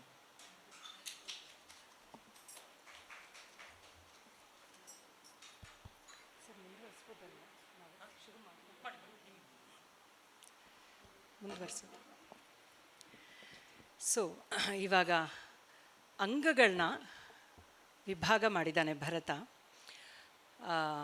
ಹಿ ಕಾಲ್ಸ್ ಇಟ್ ಆಸ್ ಅಂಗಗಳು ಮತ್ತು ಉಪಾಂಗಗಳು, ಅಂದರೆ ಮೇಜರ್ ಲಿಮ್ಸು ಮೈನರ್ ಲಿಮ್ಸ್ ಅಂತ. ಉಪಾಂಗಗಳನ್ನ ಮತ್ತೊಮ್ಮೆ ಶರೀರ ಉಪಾಂಗ ಆ್ಯಂಡ್ ಮುಖಜ ಉಪಾಂಗ ಅಂತ ಮತ್ತೆ ವಿಭಾಗ ಮಾಡಿದ್ದಾನೆ. ಶರೀರ ಉಪಾಂಗಗಳು, ಅಂಗಗಳನ್ನ ಹೇಳ್ತೀನಿ ಫಸ್ಟು. ಅಂಗ ಶಿರಸ್ಸು, ಉರಸ್ಸು, ಪಾರ್ಶ್ವ, ಕಟಿ, ಹಸ್ತ, ಪಾದ, ಇದಿಷ್ಟು ಅಂಗಗಳು. ಇಲ್ಲಿ ಒಂದು ಇದು ಏನಂದರೆ, ಸೂಚನೆ ಏನಂದರೆ, ಯಾವ movement influences the movement of the other associated close limbs, ಅದನ್ನು ಅಂಗ ಅಂತ ಕರೆದಿದ್ದಾನೆ. ಆ್ಯಂಡ್ ಬ್ಯೂಟಿಫುಲಿ ಶಿರಸ್ಸಿಂದ ಪಾದದ ತನಕ is covered the entire body. So ನಮಗೆ ಇಲ್ಲಿ ಗೊತ್ತಾಗೋದು ಏನಂದರೆ, ಅಂಗ ಸಾಧನದ ಮೋಸ್ಟ್ ಇಂಪಾರ್ಟೆಂಟ್ ಲಿಮ್ಸ್ ಅನ್ನೋದು ಹೆಚ್ಚು ಕಡಿಮೆ it has already influence the ಶರೀರ ಉಪಾಂಗಾಸ್ ಆ್ಯಂಡ್ ಮುಖಜ ಉಪಾಂಗಾಸ್ in some way or the other. But ಈ ಪರ್ಸ್ಪೆಕ್ಟಿವ್ ಇಂದ ನೋಡಿದಾಗ ಅದು ಮೆರಿತಾ ಇರುತ್ತೆ, ಅಂಗಗಳು ಮೆರಿತಾ ಇರುತ್ತವೆ. ಬಟ್ ಉಪಾಂಗಗಳು ಸಪ್ರೇಟಾಗಿ ನಮಗೆ ಮಾಡೋಕ್ಕೆ ಬರಲಿಲ್ಲ ಅಂದರೆ ಅದು ಹೆಚ್ಚು ಪ್ರಯೋಜನಕ್ಕೆ ಬರಲ್ಲ. ಯಾಕೆಂದರೆ ಅಭಿನಯದಲ್ಲಿ ನಮಗೆ ಕ್ಲಾರಿಟಿ ಬರಬೇಕಂದ್ರೆ ಈ ಉಪಾಂಗಗಳು ಮತ್ತು ಶರೀರ ಉಪಾಂಗಗಳು, ಮುಖಜ ಉಪಾಂಗಗಳು ಎರಡೂ ಕೂಡ ತುಂಬ ನಮಗೆ ಸ್ಫುಟವಾಗಿ ರೀಚ್ ಮಾಡಿಸ್ಬೇಕು ಅಂದರೆ ಅದು ನಾವು ಎರಡು ಹೇಳ್ತೀವಿ. ಇದು ನಮ್ಮ ಗುರುಗಳಾದ ಸುಂದರಿ ಅಕ್ಕ ನಮಗೆ ಪಾಠ ಮಾಡಿ ಹೇಳ್ಕೊಡ್ತಾ ಇದ್ರು. ಒಂದು ಐಸೋಲೇಷನ್, ಒಂದು ಇಂಟಗ್ರೇಷನ್ ಅಂತ. ಈ ಅಂಗ ಸಾಧನೆ ಬಂದು ಐಸೋಲೇಷನಲ್ಲಿ ಮಾಡಬೇಕಂದ್ರೆ ಶಿರಸ್ ಅಂದರೆ ಹೆಚ್ಚು ಭಾಗ ಶಿರಸ್ ಮೇಲೆ ಗಮನ ಇರಬೇಕು. ಇದೊಂದು ರೀತಿ ಏಕಾಗ್ರತೆ ಚಿಂತನೆ.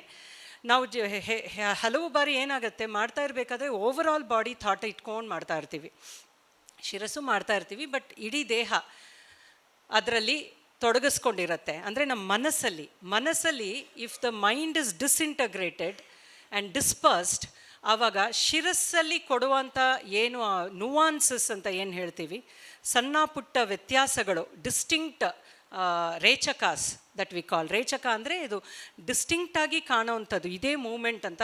ಅದು ವಿಶೇಷವಾಗಿ ಕಾಣಬೇಕಂದ್ರೆ ಆ ಸೂಕ್ಷ್ಮಗಳನ್ನ ರೇಚಕ ಅಂತ ಕರೀತಾನೆ ಭರತ. ಸರ್ ಹಾಂ, ಗ್ರೀವ ರೇಚಕ. ಈಗ ಫಾರ್ ಎಕ್ಸಾಂಪಲ್ ಇದು ಸುಂದರಿ ಗ್ರೀವ ಅಂತ. ಈ ರೇಚಕಗಳು ಅಂದರೆ ಇದು ಸುಂದರಿ, ನತೋನ್ನತ, ಕಂಪಿತ. ಫಸ್ಟ್ ಇದು ಸ್ಟಾರ್ಟೆಡ್ ನತ, ಉನ್ನತ, ತ್ರಯಶ್ರ, ರೇಚಿತ, ಕುಂಚಿತಾಂಚಿತ, ವಲಿತಾಚ, ನಿವೃತಾಚ, ಗ್ರೀವಾ ನವವಿಧ ತತಃ, ಇದೆಲ್ಲ ಮಾಡ್ತೀವಿ.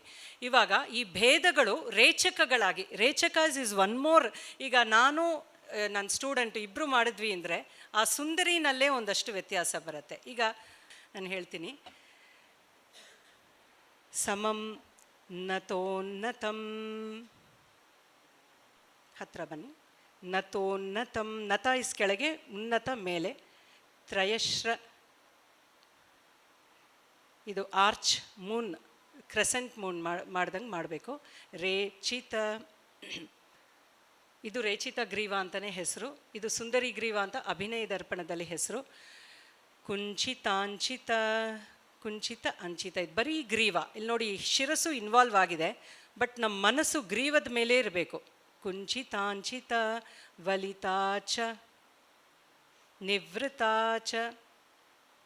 ಸೊ ಆ ಗ್ರೀವಾನ ಈ ಕಡೆಗೆ ಆ ಕಡೆಗೆ.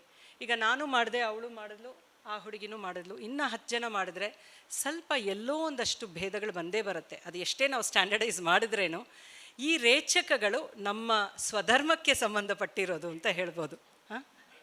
ವ್ಯಕ್ತಿತ್ವಕ್ಕೆ ಸಂಬಂಧಪಟ್ಟಿರೋದು. ಅದು ನಮ್ಮ ಇಲ್ಲಿ ಇನ್ನೇಟ್ ನೇಚರ್ ಏನಿರುತ್ತೆ, ನಾವು ತುಂಬ ಮೃದುವಾದ ಸ್ವಭಾವ ಇದ್ದರೆ ಆ ರೀತಿ ಒಂದು ತೋರ್ಪಡುತ್ತೆ. ಅದು ತುಂಬ ಉದ್ದತವಾದ ಸ್ವಭಾವ ಇದ್ದರೆ ಅದೊಂದು ರೀತಿ. ಇಲ್ಲಿ this extreme to that extreme ಒಂದು ರೇಂಜ್ ಇರುತ್ತಲ್ಲ, ಅದು ಒಬ್ಬೊಬ್ರದ್ದು ಒಂದೊಂದು ಶೇಡ್ ಬರ್ತಾ ಹೋಗುತ್ತೆ. ಇದನ್ನು ರೇಚಕ ಅಂತ ಬರುತ್ತಾ. ಸೊ ಈ ರೀತಿ ನಾವು ಇದನ್ನೆಲ್ಲ ಸಾಧನೆ ಮಾಡಬೇಕಂದ್ರೆ ಐಸೋಲೇಷನ್ ಇನ್ ಅಂಗಸಾಧನ. ಐಸೋಲೇಷನ್ ಅಂದರೆ ಅದೇ, ಇವಾಗ ಬರೀ ಗ್ರೀವದ ಬಗ್ಗೆನೇ ಗಮನ ಇರಬೇಕು. ಇವಾಗ ಕಣ್ಣು ಎಲ್ಲಿ ಹೋಯಿತು, ಈ ಕಣ್ಣು ಕೆಲವೊಮ್ಮೆ ಜೊತೆಯಲ್ಲಿ ಬಂದಿದೆ, ಕೆಲವೊಮ್ಮೆ ಅದು ಫ್ರೀಸ್ ಆಗಿರುತ್ತೆ, ನಮಗೂ ಗೊತ್ತಿರಲ್ಲ, ಅದ್ರ ಪಾಠಕ್ಕೆ ಅದ್ರ ಬಿಟ್ಬಿಡಬೇಕು. So most of the times ನಾನು ಹೇಳ್ಕೊಡ್ಬೇಕಾದ್ರೆ ನಮ್ಮ ಡಾನ್ಸರ್ಸ್ಗೆ ನಮ್ಮ ಕಣ್ಣು ತುಂಬ ಚಂಚಲತ್ವನೂ ಅದೇನೇ, ಭೂಷಣನೂ ಅದೇನೇ ಡಾನ್ಸರ್ಸ್ಗೆ. ನಾವೇನೋ ಒಂದು ಶಿರೋಭೇದದಲ್ಲಿ ಧುತ ಮಾಡಿದ ತಕ್ಷಣ ತಲೆ ಹೋಗಿರುತ್ತೋ ಇಲ್ವೋ, ಕಣ್ಣು ಮಾತ್ರ ಹಿಂಗೆ ಹೋಗಿರುತ್ತೆ. ಇದು ಪ್ರಾಲೋಕಿತ ಆಯಿತು, ಪ್ರಾಲೋಕಿತ ದೃಷ್ಟಿಭೇದ ಆಯಿತು. ಧುತ ಅಂದಿದ ತಕ್ಷಣ ಇದು ಶಿರಸ್ಸಿನ ವಿಷಯ, ಅದಕ್ಕೆ ಕಣ್ಣು ಮುಚ್ಕೊಂಡು ಬಿಡಿ ಅಂತ, ಯಾಕೆಂದರೆ ಶಿರಸ್ಸು ಹೋಗಬೇಕು ಈ ಕಡೆಗೆ ಆ ಕಡೆಗೆ. ಸೊ ಇದನ್ನು ನಾನು ಹೇಳೋದು ಏಕಾಗ್ರತೆ ಅಂತ. ಸೊ ನಾವು ಏಕಾಗ್ರತೆ ಪಡಿಬೇಕಾದ್ರೆ ಆ ಲಿಂಬದದು ಏನಿರುತ್ತೆ ಅದಷ್ಟು ಮಾತ್ರ ನಾವು ಅಭ್ಯಾಸ ಮಾಡಿದಾಗ ಇಂಟಗ್ರೇಟೆಡ್ ಆಗಿ, ಕರಣ ಇಸ್ ಅನ್ ಇಂಟಗ್ರೇಟೆಡ್ ಮೂಮೆಂಟ್, ಅಂಗಸಾಧನ ಇಸ್ ಅ ಐಸೋಲೇಟೆಡ್ ಮೂಮೆಂಟ್. ಇದನ್ನು ನಾವು ಹೀಗೆ ಅಭ್ಯಾಸ ಮಾಡೋವಂಥ ಕ್ರಮವನ್ನು ಒದಗಿಸಿಕೊಟ್ಟಿದ್ದಾನೆ ಭರತ, ಹಾಗೂ ಇವಾಗ ನಮ್ಮ ಆಚಾರ್ಯರಾದ Padma Subrahmanyam, who has given us this vocabulary. So ಶಿರೋಭೇದದಿಂದ ಶುರು ಮಾಡ್ತೀನಿ.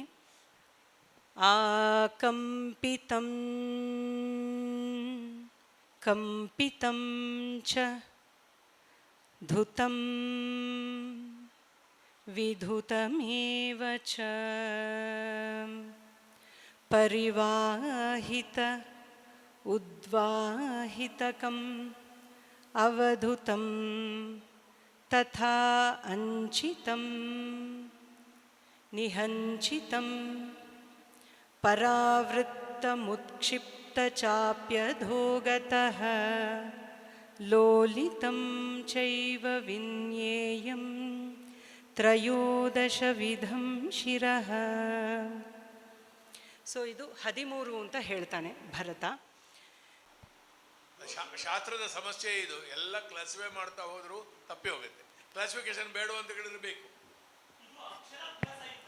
ಹೌದು, ಅಕ್ಷರಾಭ್ಯಾಸ ಇದ್ದಂತೆ ಈ ಅಂಗ ಉಪಾಂಗಗಳ ವ್ಯಾಯಾಮ. ಇದನ್ನು ಮಾಡಿದ ಮೇಲೆ, ಅಕ್ಷರಾಭ್ಯಾಸ ಮಾಡಿದ ಮೇಲೆ ವಾಕ್ಯ ರಚನೆ ಮಾಡಬಹುದು. ವಾಕ್ಯ ರಚನೆ ಮಾಡಿದ ಮೇಲೆ ಪ್ರಬಂಧ ರಚನೆ ಮಾಡಬಹುದು, ಅಥವಾ ಪ್ರಬಂಧದಿಂದಲೇ ನೀವು ಅಕ್ಷರಕ್ಕೂ ಬರ್ಬೋದು. ಸೃಷ್ಟಿಕ್ರಮ ಸಂಹಾರ ಕ್ರಮ ಅಂತ ಶ್ರೀಚಕ್ರದಲ್ಲಿ ಮಾಡ್ದಂಗೆ ಹಂಗಿಂದಾನು ಬರ್ಬೋದು, ಹಿಂಗಿಂದಾನು ಬರ್ಬೋದು. ಆದರೆ ಮೊದಲು ಇದನ್ನು ವ್ಯಾಯಾಮವನ್ನು ಅಭ್ಯಾಸ ಮಾಡಿಕೊಂಡ್ರೆ ಕಲಿಸೋರಿಗೆ ಅನುಕೂಲವಾಗುತ್ತೆ. ಯಕ್ಷಗಾನವನ್ನು ಈಗ ಬೇರೆಯವ್ರಿಗೆ ಕಲಿಸ್ಕೊಡ್ಬೇಕು ಅಂತಂದರೆ ಒಂದು ವ್ಯವಸ್ಥೆ ಅಂತ ಮಾಡಿಕೊಡ್ಬೇಕಾಗುತ್ತೆ. ಅಷ್ಟು ನೋಡಿ ಕಲಿಯೋದಕ್ಕೆ ಆಗೋಲ್ಲ, ಗುರುತಿಸೋಕ್ಕಾಗೋಲ್ವಲ್ಲ, ಅದಕ್ಕೋಸ್ಕರ. ಆಮೇಲೆ ಎಷ್ಟು ಬೇಕೋ ಏನು ಅಂತ ಅವ್ರು ನೋಡ್ಕೊಂಡು ಮಾಡ್ಕೋತಾರೆ. ಈಗ ಅಕ್ಷರಗಳನ್ನು ನಾವು ಸೃಷ್ಟಿ ಮಾಡೋಕ್ಕಾಗೋಲ್ಲ, ವಾಕ್ಯಗಳನ್ನು ಸೃಷ್ಟಿ ಮಾಡ್ಬೋದು. ವಾಕ್ಯದ ಹಂತಕ್ಕೆ ಬಂದ ಮೇಲೆ ಅವರು ಯಾವುದು ಬೇಕೋ ಅದನ್ನು ಮಾಡ್ಕೋಬಹುದು. ಅಕ್ಷರದ ಹಂತದಲ್ಲೇ ಈ ಅಕ್ಷರ ಇರಲಿ, ಈ ಅಕ್ಷರ ಬೇಡ ಅಂತ ಮಾಡಿಕೊಂಡ್ರೆ ಶಂಕರ ಭಟ್ರು ಮಾಡ್ದಂಗೆ ಆಗ್ಬಿಡುತ್ತಲ್ವ, ಅದು ಕಷ್ಟ ಆಗತ್ತಲ್ವ ಅಂತಷ್ಟೇ. ಏನಿದೆ ಅದನ್ನು ನೋಡ್ಕೊಂಡು ಬಿಟ್ಟರೆ ನಮಗೇನು ಬೇಕೋ ಆಮೇಲೆ ತೊಗೋಬಹುದು. ಆ ಅಂಗಡಿ ಸರಕನ್ನು ನಾವು ನೋಡ್ಕೋಬೇಕು. ಹಾಗೆ ಮಾಡಿದ್ರೆ ಒಳ್ಳೆಯದಲ್ವೇ ಅಂತ. ನಮಸ್ಕಾರ. ಇವರು ಏನು ಮಾಡ್ತಾ ಇದ್ದಾರೆ ಅದು ಬಹಳ ಪೂರ್ವದಲ್ಲಿ ಯಕ್ಷಗಾನದಲ್ಲಿ ಇತ್ತು. ಯಾಕೆಂದರೆ ಈಗ ಗುರುಕುಲ ಪರಂಪರೆ ಇಲ್ಲದೆ ಇದ್ದದ್ರಿಂದ ಈ ಯಕ್ಷಗಾನದವರಿಗೆ ಈಗ ಸಮಸ್ಯೆ ಬಂದಿದೆ. ತಲೆಯಲ್ಲಿ ಭಾರ ಇಟ್ಟುಕೊಂಡು ಕುಣಿಯುವಂಥ ಕಲೆ ಆದ್ದರಿಂದ ಯೂಟ್ಯೂಬಿನಲ್ಲಿ ಇದೆ ಅದು. 4 kg ಮರಳನ್ನು ಮಂಡೆಯ ಮೇಲೆ ಇಟ್ಟುಕೊಂಡು ಅದು ಬೀಳದಿದ್ದ ಹಾಗೆ ಧೀಮ್ ದಿನ್ನ ತಕ್ಕ ದಿನ್ನ ಧೀಮ್ ದಿನ್ನ ತಕ್ಕ ದಿನ್ನ ಧೀಮ್ ದಿನ್ನ ತಕ್ಕ ದಿನ್ನ ಬೀಳಬಾರ್ದು. ಯಾಕೆಂದರೆ 7-8 kg ಮುಂಡಾಸುಗಳನ್ನು, ಕ್ಯಾದಿಗೆ ಮುಂದೆಲೆಗಳನ್ನು, ಕಿರೀಟಗಳನ್ನು ಕಟ್ಟಿಕೊಂಡು ಕುಣಿತಾ ಇದ್ರು.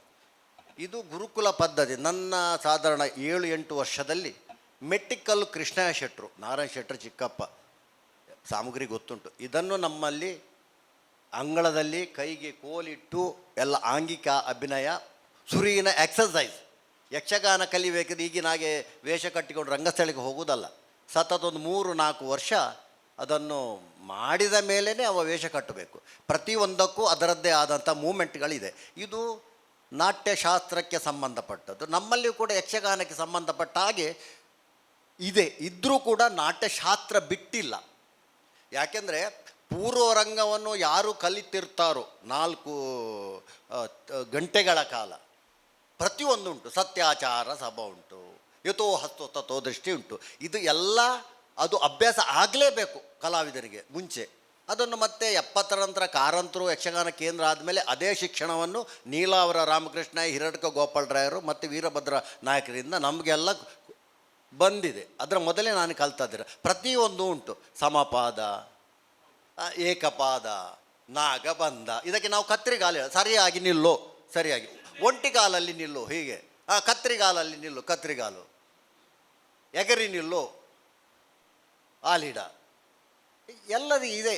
ಅದು ಇದ್ದರೂ ಕೂಡ ನಾಟ್ಯಶಾಸ್ತ್ರ ಬಿಟ್ಟಿಲ್ಲ, ಯಕ್ಷಗಾನವಾಗಿದೆ.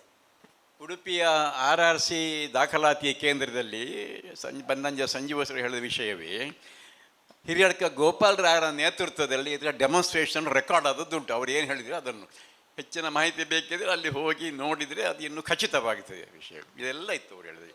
ತಲೆ ಮೇಲೆ ಭಾರ ಹೊತ್ತುಕೊಂಡು ಕುಣಿಸಿದ್ದನ್ನು ರೆಕಾರ್ಡ್ ಮಾಡಿ ಅಲ್ಲಿ ಇಟ್ಟಿದ್ದಾರೆ ಅವರು. ಅಂದರೆ ಬೇಸಿಕ್ ಎಕ್ಸಸೈಸಸ್ ಏನು ಅಂತ ಹೇಳ್ಕೊಂಡು ಅದಿದೆ. ಅದು ಆ ಕಾಲದಲ್ಲಿ ಇತ್ತು. ಈಗ ಎಲ್ಲವೂ ಶೀಘ್ರ ಅಲ್ವಾ, ಕ್ಷಿಪ್ರ ಅಲ್ವಾ, ಅದನ್ನೆಲ್ಲ ಅದೇ ಅದು ಏನಂದರೆ ಪೆಡಗಾಜಿ ಅಂತ ನಮಗೊಂದಿದ್ದರೆ, ಕ್ರಮ ಹೇಳ್ಕೊಡುವಂಥ ಕ್ರಮ ಇದ್ದರೆ ಅದು ಪರಂಪರಾ ಅಂತ ಟ್ರಾನ್ಸ್ಫರ್ ಮಾಡೋಕ್ಕೆ ಒಂದು ಅವಕಾಶ ಇರುತ್ತೆ. ಇಲ್ಲಾಂದರೆ ಅದ್ಭುತವಾದ ಕಲಾವಿದರು ಯಾವತ್ತೂ ಜಗತ್ತಲ್ಲಿ ಹುಟ್ಕೋತಾ ಇರ್ತಾರೆ. ಅದು ದೈವ ಸಂಕಲ್ಪ ಅಂತ ಬಿಡಬೇಕಾಗತ್ತೆ. ಬಂದಾಗ ಒಬ್ಬರಿದ್ದಾರೆ ಅಂತ ಗುರುತಿಸಬಹುದೇ ಹೊರತು ಅವರಿಂದ ಇನ್ನೊಬ್ಬರಿಗೆ ಅದು ಹೋಗಬೇಕಂದ್ರೆ ಅದು ರೀತಿಗೆ ಟೀಚಿಂಗ್ ಪದ್ಧತಿ ಬೇಕೇ ಬೇಕಾಗತ್ತೆ. ಹಾಗಾಗಿ ಇದು ಮಾರ್ಗ ಅಂತ ಆಗಿರೋದ್ರಿಂದ ನೀವೇ ಹೇಳ್ದಂಗೆ ಈಗ ಹೇಳ್ತಿದ್ರಲ್ಲ ಎಷ್ಟೋ ಇದು ವಿಷಯಗಳಿದೆ ಅಂತ, ಇದೇ ಮಾರ್ಗದ ಲಕ್ಷಣ. ಇದು ಭರತ ಕೊಟ್ಟಿರೋವಂಥ ಸಂಪ್ರದಾಯ ನೋಡಿಬಿಟ್ರೆ ವಿ ಕ್ಯಾನ್ ಸ್ಟಾರ್ಟ್ ರಿಲೇಟಿಂಗ್. ನಾವು ಪ್ರತಿಯೊಬ್ಬನ ಮಾಡ್ಕೋಬಹುದು. ಈ ಥರ ಭರತನಾಟ್ಯ ನೋಡಿದಾಗ್ಲೂ ಸಾಕಷ್ಟು ನಾವು ಶಿರೋಭೇದಗಳ ಹೆಚ್ಚು ಕಡಿಮೆ ಎಲ್ಲ ಬಳಸ್ತೀವಿ. ಸೊ ಹೀಗೆ ಇದನ್ನು ಕಾಣ್ತಾ ಹೋಗೋದೇ ಒಂದು ವಿಶೇಷ. ಇದು ಯಾಕೆಂದರೆ we are getting delighted in understanding and recognising what movements are there. ಇದು ಒಂದು ವಿಷಯ. ಇನ್ನೊಂದು, as I told you before only, ಆಂಗಿಕ ಮುಖಾಂತರವೇ ಇದು ಅಭಿವ್ಯಕ್ತಿ ಅನ್ನೋದು ಇರೋದರಿಂದ ನಮ್ಮ ಈ ಡಾನ್ಸ್ ಕ್ಷೇತ್ರದಲ್ಲಿ ಆಂಗಿಕ ಸಿದ್ಧತೆ ಇಲ್ಲದೆ ಸಾತ್ವಿಕ ಅಭಿನಯದ ಬಗ್ಗೆ ಡಿಸ್ಕಷನ್ ನಾವು ಎಷ್ಟೇ ಮಾಡಿದ್ರೂ ವ್ಯರ್ಥ. ಇದೊಂದು ಅದೇ ನಾನು ಹೇಳಿದ್ನಲ್ಲ, ಈಗ ಯೋಗಾಭ್ಯಾಸನ ಇದು ಎಂಥದ್ದೋ ಬೇರೆದೆಲ್ಲ, ಫಾರ್ ಎಕ್ಸಾಂಪಲ್ ರಿಚುವಲಿಸ್ಟಿಕ್ ನಮ್ಮ ಪೂಜೆಗಳ ವಿಷಯ. ಕರ್ಮಕಾಂಡ ಇಲ್ಲದೆ ಜ್ಞಾನಕಾಂಡ ಸಾಧ್ಯ ಇಲ್ಲ, ಅದೊಂದು. ಮತ್ತು ಎಷ್ಟೋ ಪರ್ಸ್ನಲ್ ಆಗಿರಬೇಕಾಗಿರೋ ವಿಷಯಗಳಿಗೆ ನಮಗಿದು ತೊಡಕೆ ಇಲ್ಲ. ಈಗ ನಾನು ಹೇಗಾದರೂ ಪೂಜೆ ಮಾಡ್ಕೋಬೋದು, ನನಗೆ ಇಷ್ಟ ಪಟ್ಟ ಹಾಗೆ ನಾವು ಪೂಜೆ ಮಾಡ್ಕೋಬೋದು. ಇದು ಯಾರಿಗೂ ಹೋಗಿ ಏನೂ ರೀಚ್ ಔಟ್ ಆಗಲ್ಲ, ನನಗೆ ಬಿಟ್ಟಿದ್ದು ದೇವ್ರಿಗೆ ಬಿಟ್ಟಿದ್ದು ಅಂತ.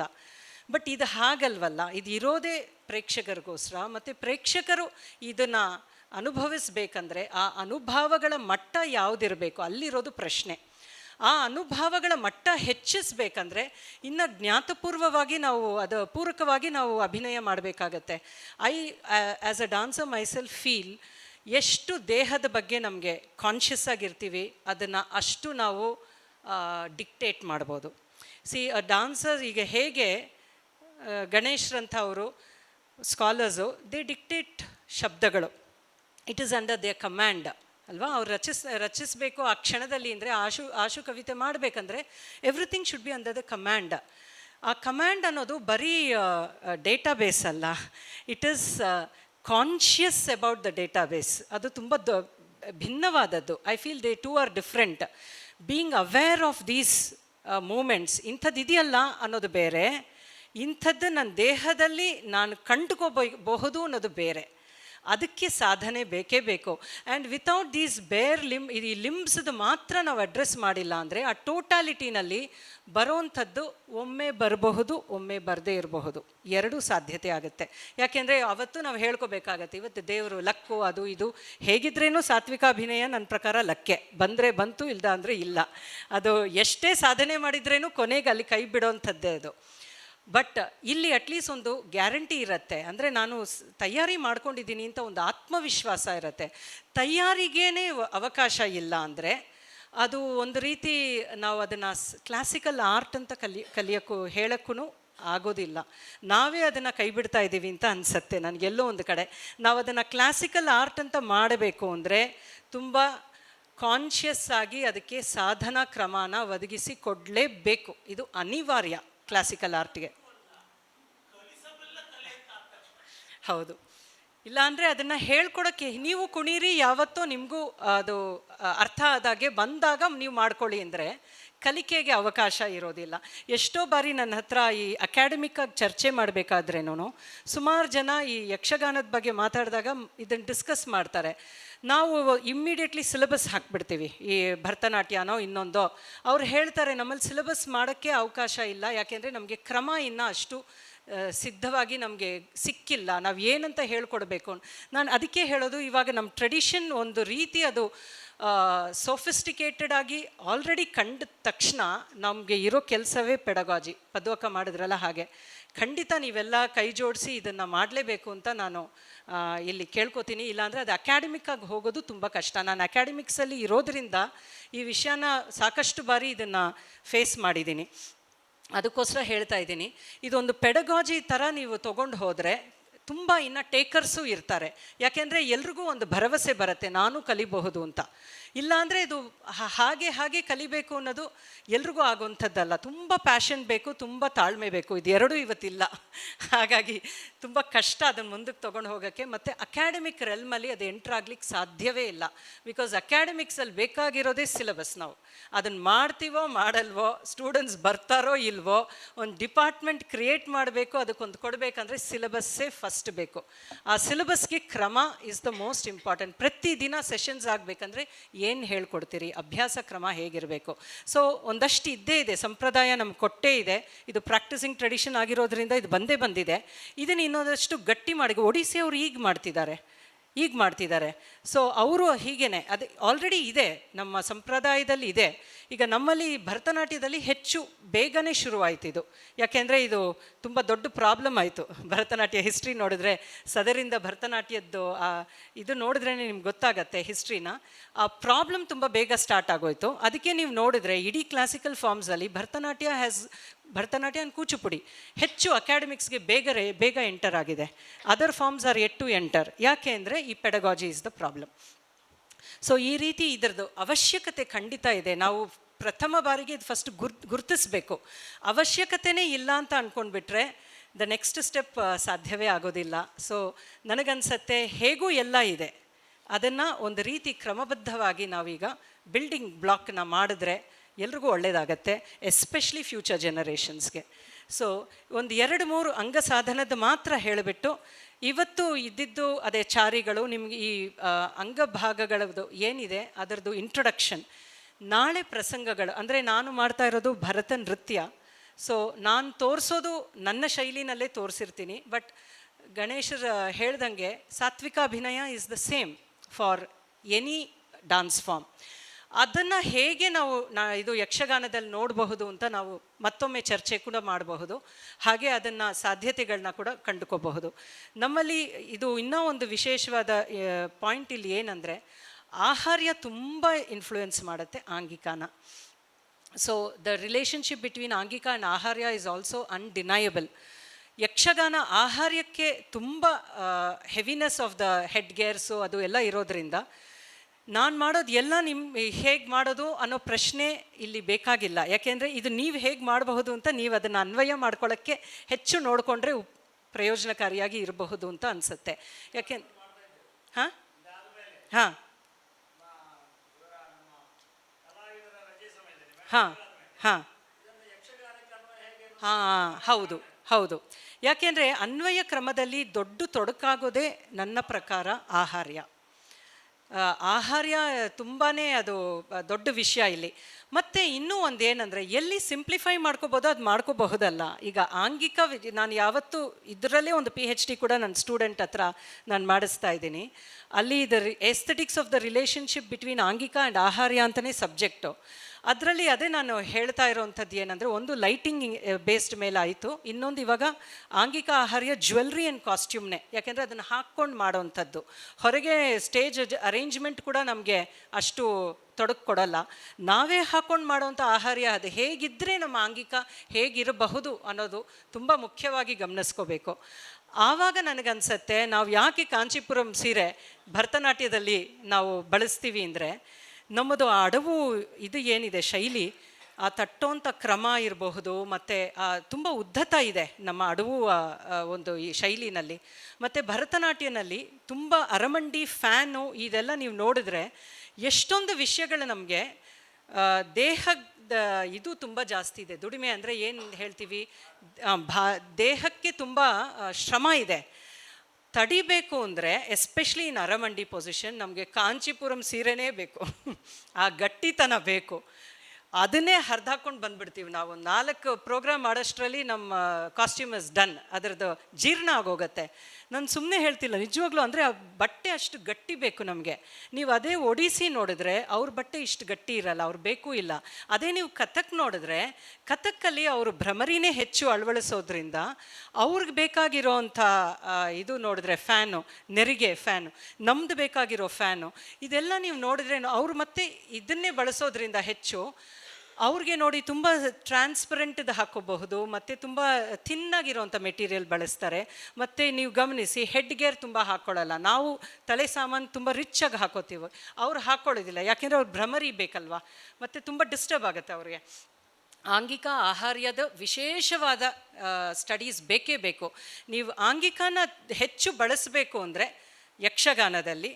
ಸೊ ಅದಕ್ಕೆ ತಕ್ಕಂಗೆ ಆಹಾರ್ಯದಲ್ಲೂ ಯೋಚನೆ ಒಂದು ಕ್ರಮ ಮಾಡೋಕ್ಕೆ ಶುರು ಮಾಡಿದ್ರೆ ಇದು ತುಂಬ ಚೆನ್ನಾಗಿದೆ, ಇಲ್ಲ ಅಂತಲ್ಲ. ಯಾವುದೂ ಕಳ್ಕೋಬೇಕಾಗಿಲ್ಲ ನಾವು. ಇನ್ನೊಂದಷ್ಟು ಸಮೃದ್ಧಿ ಮಾಡೋದು ಹೇಗೆ ಅಂತ ಮಾತ್ರ ಆಲೋಚಿಸಬಹುದು. ಇದು ಐ ಥಿಂಕ್ ಎಲ್ಲ ಕ್ಷೇತ್ರದಲ್ಲೂ ಎಲ್ಲರೂ ಮಾಡಬೇಕಾಗಿರೋವಂಥದ್ದು. ಯಕ್ಷಗಾನದ ಆಹಾರ್ಯದಿಂದಲೇ ಯಕ್ಷಗಾನ ಅಂತಲೇ ಗುರುತಿಸುವುದು. ಹೌದು. ಆ ಆಹಾರ್ಯವನ್ನು ಬಿಟ್ಟು ಯಕ್ಷಗಾನ ಇಲ್ಲ. ಕಾರಣ ಏನಂದರೆ, ದೇಹದಲ್ಲಿ ಬರುವಂತಹ ಪ್ರತಿಯೊಂದು ಆ ಕಟ್ಟಗಳು ಒಬ್ಬ ಕಲಾವಿದರಿಗೆ ಒಂದು ಬಾರದಿದ್ದರೆ ಅವನಿಗೆ ರಂಗಕ್ಕೆ ಹೋಗ್ಲಿಕ್ಕೆ ಆಗೋದಿಲ್ಲ, ಹಿಡಿತವೇ ಇಲ್ಲ. ನಮ್ಮ ಬಾಲ್ಯದಲ್ಲಿತ್ತು, ಗದ್ದೆ ಬದಿಯಲ್ಲಿ ಆಟ ಆಗುವಾಗ ಹಾವು ಕಚ್ಚಿದ್ರು ಅವನಿಗೆ ವಿಷಯ ಇರ್ತಾ ಇರಲಿಲ್ಲ ಅಂತೇಳಿ. ಗೆಜ್ಜೆ, ಕಾಲ ಕಡಗ, ಅಷ್ಟು ಕಟ್ಟಗಳು ಮೈಯಲ್ಲಿದೆ. ನಿಮಗೆ ಏನಿಲ್ಲ ನೋಡಿ, ನಿಮಗೆ ಅಂಥದ್ದು ಏನು ಸಮಸ್ಯೆ ಇಲ್ಲ ಭರತನಾಟ್ಯದವರಿಗೆ. ನಮ್ಮ ವೇಷ ಒಂದು ಸಲ ಕಟ್ಟಿ ನೀವು ಕುಣಿದು ತೋರಿಸ್ಬೇಕು. ಇಲ್ಲ, ಅದು ಅದು ಅದು 100 ಎಷ್ಟೋ ಚಿಲ್ಲರೆ ಗಂಟುಗಳಿದೆ ನಮ್ಮ ಮೈ ಮೇಲೆ. ಗೆಜ್ಜೆ, ಕಾಲ್ಗಡ್ಗ, ಇಲ್ಲಿ ಕಟ್ಟು ಹಗ್ಗ, ಸೊಂಟಕ್ಕೆ. ಹಾಗಿರುವಾಗ ಆಹಾರ್ಯವನ್ನು, ಅದು ಆಹಾರ್ಯದಿಂದಲೇ ನಾವು ಅದು ಯಕ್ಷಗಾನ ಅಂತೇಳಿ ಗುರುತಿಸುವಾಗ ಅದನ್ನು ಬದಲಾವಣಿಸುವ ಅಗತ್ಯವೂ ಇಲ್ಲ ನನ್ನ ಲೆಕ್ಕದಲ್ಲಿ. ನೀವು ಯಾವ ಆಹಾರ್ಯ ಕೊಟ್ಟರೂ ಕೂಡ ಕಟ್ಟಿಕೊಂಡು ಕುಣಿಯಬಲ್ಲೆ. ಇಲ್ಲಿ ಕಾರಣ, ಇಲ್ಲಿ ಎಲ್ಲಿ ತಪ್ಪಿದ್ದೆ ನಾವು ಎಲ್ಲಿ ಅಂದರೆ, ಇದಕ್ಕೆ ಸರಿಯಾದ ಎಜುಕೇಶನ್ ಇಲ್ಲ ಯಕ್ಷಗಾನ, ಗುರು ಪರಂಪರೆ ಇಲ್ಲ. ಯಾಕೆಂದರೆ ಒಬ್ಬ ಚಂದ ಇದ್ದು ಒಳ್ಳೆ ಮಾತುಗಾರ ಆದರೆ ವೇಷ ಕಟ್ಟಿಕೊಂಡು ರಂಗಸ್ಥಳದಲ್ಲಿ ಕುಣಿತಾನೆ. ಪ್ರತಿಯೊಂದಕ್ಕೂ ನಿಯಮಬದ್ಧವಾದಂಥ ತಕರಾರು ಹಾಕದೇ ಇರುವಂಥ ಕ್ರಮಗಳಿದೆ.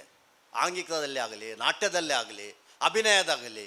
ಏನು ನೋಡಿ, ಒಂದು ರಂಗದಲ್ಲಿ ಯಾರೂ ಇಲ್ಲ. ಕರ್ನಾರ್ಜುನ ಕಾಳಗಂತ ಪದ್ಯ ಸರ್, ಒಂದು ನಿಮಿಷ ಹೇಳ್ತಾನೆ. ಅವ ಹೇಗೆ ಒಂದು ಅರ್ಜುನ ಬಂದು ಅಭಿನಯ ಮಾಡ್ತಾನಂದರೆ ಇದೆ ಸಾತ್ವಿಕ ಅಭಿನಯ. ಕರ್ಣ ಜಾತ ಅಂತವನ ಮಗನೇ, ಕರ್ಣ ಇಲ್ಲ ರಂಗದಲ್ಲಿ. ಕರ್ಣ ಜಾತ ಕೇಳು ಮಾತ. ಅವ ಸಣ್ಣ ಬಿಲ್ಲುಂಟು ಕೈಯಲ್ಲಿ, ಆ ಬಿಲ್ಲನ್ನು ಕೆಳಗಿಟ್ಟು ಸಣ್ಣವನೆಂಬುದಕ್ಕಾಗಿ ನಿನ್ನ ಮನ್ನಿಸಿ ಬಿಟ್ಟಾರೆ, ಇಂಥ ಗರ್ವ ಬಂತೇನೋ. ಅವ ಏಕಪಾದಲ್ಲಿ ನಿಂತು ಮಾಡ್ತಾನಿದ್ದಾನೆಲ್ಲ. ಈ ಬೇಕಾದಷ್ಟು ಸಂಪತ್ತಿದೆ. ನಾವು ಕಲಾವಿದರು, ಯಕ್ಷಗಾನ ಕಲಾವಿದರು ನೋಡೋದಿಲ್ಲ, ಅದರಿಂದ ಬಡವಾಗಿದ್ದೇವೆ ನಾವು. ಬೇಕಾದಷ್ಟಿದೆ ಸರ್, ಬೇಕಾದಷ್ಟೇ. ತುಂಬ ಅಧ್ಯಯನ ಮಾಡಬೇಕಂದ್ರೆ ಆಹಾರ್ಯದ ಬಗ್ಗೆನೂ ಅಧ್ಯಯನ ಮಾಡಬೇಕು, ಹಾಗೂ ಆಂಗಿಕದ ಬಗ್ಗೆನೂ ಅಧ್ಯಯನ ಮಾಡಬೇಕು. ಬಿಕಾಸ್ ಆಹಾರ್ಯ ಅಂದಿದ ತಕ್ಷಣ ಎಲ್ಲ ಬಟ್ಟೆಗಳು ಮತ್ತು ಜ್ಯುವೆಲ್ಸು, ಮೆಟಲ್ಸು ಇದೆಲ್ಲನೂ ಬೇಕಾಗತ್ತಲ್ವ. ಸೊ ಅದು ಇಟ್ಸ್ ನಾಟ್ ಜಸ್ಟ್ ಸೆಡ್, ಈ ಥರ ಸುಮ್ಮನೆ ಹೌದು ಮಾಡಬೇಕು, ಹೌದು ಮಾಡಬಾರ್ದು ಅನ್ನೋಂಥ ವಿಷಯ ಅಲ್ಲ ಅಂತ ನನಗನ್ಸುತ್ತೆ. ಇದು ಸಂಪ್ರದಾಯಬದ್ಧವಾಗಿ ಬಂದಿರೋವಂಥ ಸ್ವಾರಸ್ಯವಾದ ಅಂಶಗಳನ್ನ ಹಾಗೆ ಬಿಡದೆ ರಿಟೈನ್ ಮಾಡಿಕೊಂಡು ಅದಿನ್ನೂ ಚೆನ್ನಾಗಿ ಹಾಂ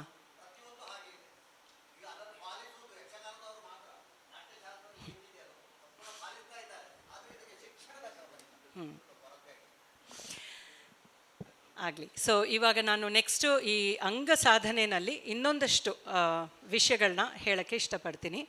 ಉರಸ್ಸು ಮತ್ತು ಇನ್ನೊಂದು ಏನಂದರೆ, ಸಾತ್ವಿಕ ಅಭಿನಯಕ್ಕೆ ಸೂಕ್ಷ್ಮತೆ ಕಾಣಬೇಕು. ಆವಾಗಲೇ ಸಾತ್ವಿಕ ಅಭಿನಯ ಪ್ರಕಟವಾಗೋಕ್ಕೂ ಸಾಧ್ಯ. ಅದು ಯಾವುದಕ್ಕೂ ಅವಕಾಶವೇ ಇಲ್ಲ ಅನ್ನೋಂಥ ಆಹಾರ್ಯ ಮಾಡ್ಕೊಂಡು ಬಿಟ್ರೇನೂ ಸರಿ, ಆಂಗಿಕ ಮಾಡ್ಕೊಂಡು ಬಿಟ್ರೇನೂ ಸರಿ, ತೊಡಕಾಗತ್ತೆ. ಬಿಕಾಸ್ ಸಾತ್ವಿಕ ಅಂದ್ರೇ ಟ್ರಾನ್ಸ್ಪರೆನ್ಸಿ. ಸೊ ಒಂದಷ್ಟು ಇವಾಗ ಫಾರ್ ಎಕ್ಸಾಂಪಲ್ ಈ ಉರೋ ಭೇದವನ್ನು ಮಾಡ್ತಾರೆ ನೋಡಿ, ಅದು ತೋರ್ಲಿಕ್ಕಾದರೂ ಕಾಣಲಿಕ್ಕಾದರೂ ಅದಕ್ಕೆ ಒಂದಷ್ಟು ಸ್ಪೇಸ್ ಬೇಕು. ನಾವು ಇಡೀ ಫುಲ್ ಹಾಕ್ಕೊಂಡಿದ್ರೆ ಈ ಸೂಕ್ಷ್ಮತೆ ಕಾಣೋದು ಕೆಲವೊಮ್ಮೆ ಹೆಚ್ಚು ಮಾಡಬೇಕು. ಆವಾಗ ನೀವು ಇದನ್ನೆಲ್ಲ ಅರ್ಥ ಮಾಡ್ಕೋಬೇಕಷ್ಟೆ. ಹೆಚ್ಚು ಮಾಡಬೇಕು. ಆ ಭುಗ್ನಮಥ ಅಂದರೆ ಅದೇ ಉರೋಭೇದ, ಉರಸ್ಸು ಒಳಗೆ ಹೋಗಬೇಕು. ಆ ಭುಗ್ನಮಥ ನಿರ್ಭುಗ್ನಂ, ಉರಸ್ಸು ಹೊರಗೆ ಬರಬೇಕು. ತಥಾ ಚೈವ ಪ್ರಕಂಪಿತಂ, ಮೇಲೆ ಕೆಳಗೆ, ಜಸ್ಟ್ ಆ್ಯಸ್ ಇದು ಬ್ರೀದಿಂಗ್, ಇನ್ಹೇಲಿಂಗ್ ಎಕ್ಸ್ಹೇಲಿಂಗ್ ಅಂತೀವಲ್ಲ ಅದು. ಉದ್ವಾಹಿತಂ, ಉರಸ್ಸು ಮೇಲೆ ಹೋಗಬೇಕು. ಸಮಂ ಚೈವ, ಏನೂ ಮಾಡದೇ ಇರೋದು, ಇದೇ ತುಂಬ ಕಷ್ಟ. ಎಸ್ಪೆಷಲಿ ನಮ್ಮ ಭರತನಾಟ್ಯದಲ್ಲಿ ಸಮ ಉರಸ್ಸೇ ತುಂಬ ಕಷ್ಟ. ಯಾಕೆಂದರೆ ಅದನ್ನು ಹೆಚ್ಚು, ಇನ್ನೂ ಒಂದು ವಿಶೇಷ ಏನು ಹೇಳಬೇಕಂದ್ರೆ, ಸಮದಲ್ಲಿ ಇದ್ದರೆ ಆ ಭುಗ್ನನೂ ಮಾಡ್ಬೋದು, ನಿರ್ಭುಗ್ನವೂ ಮಾಡ್ಬೋದು.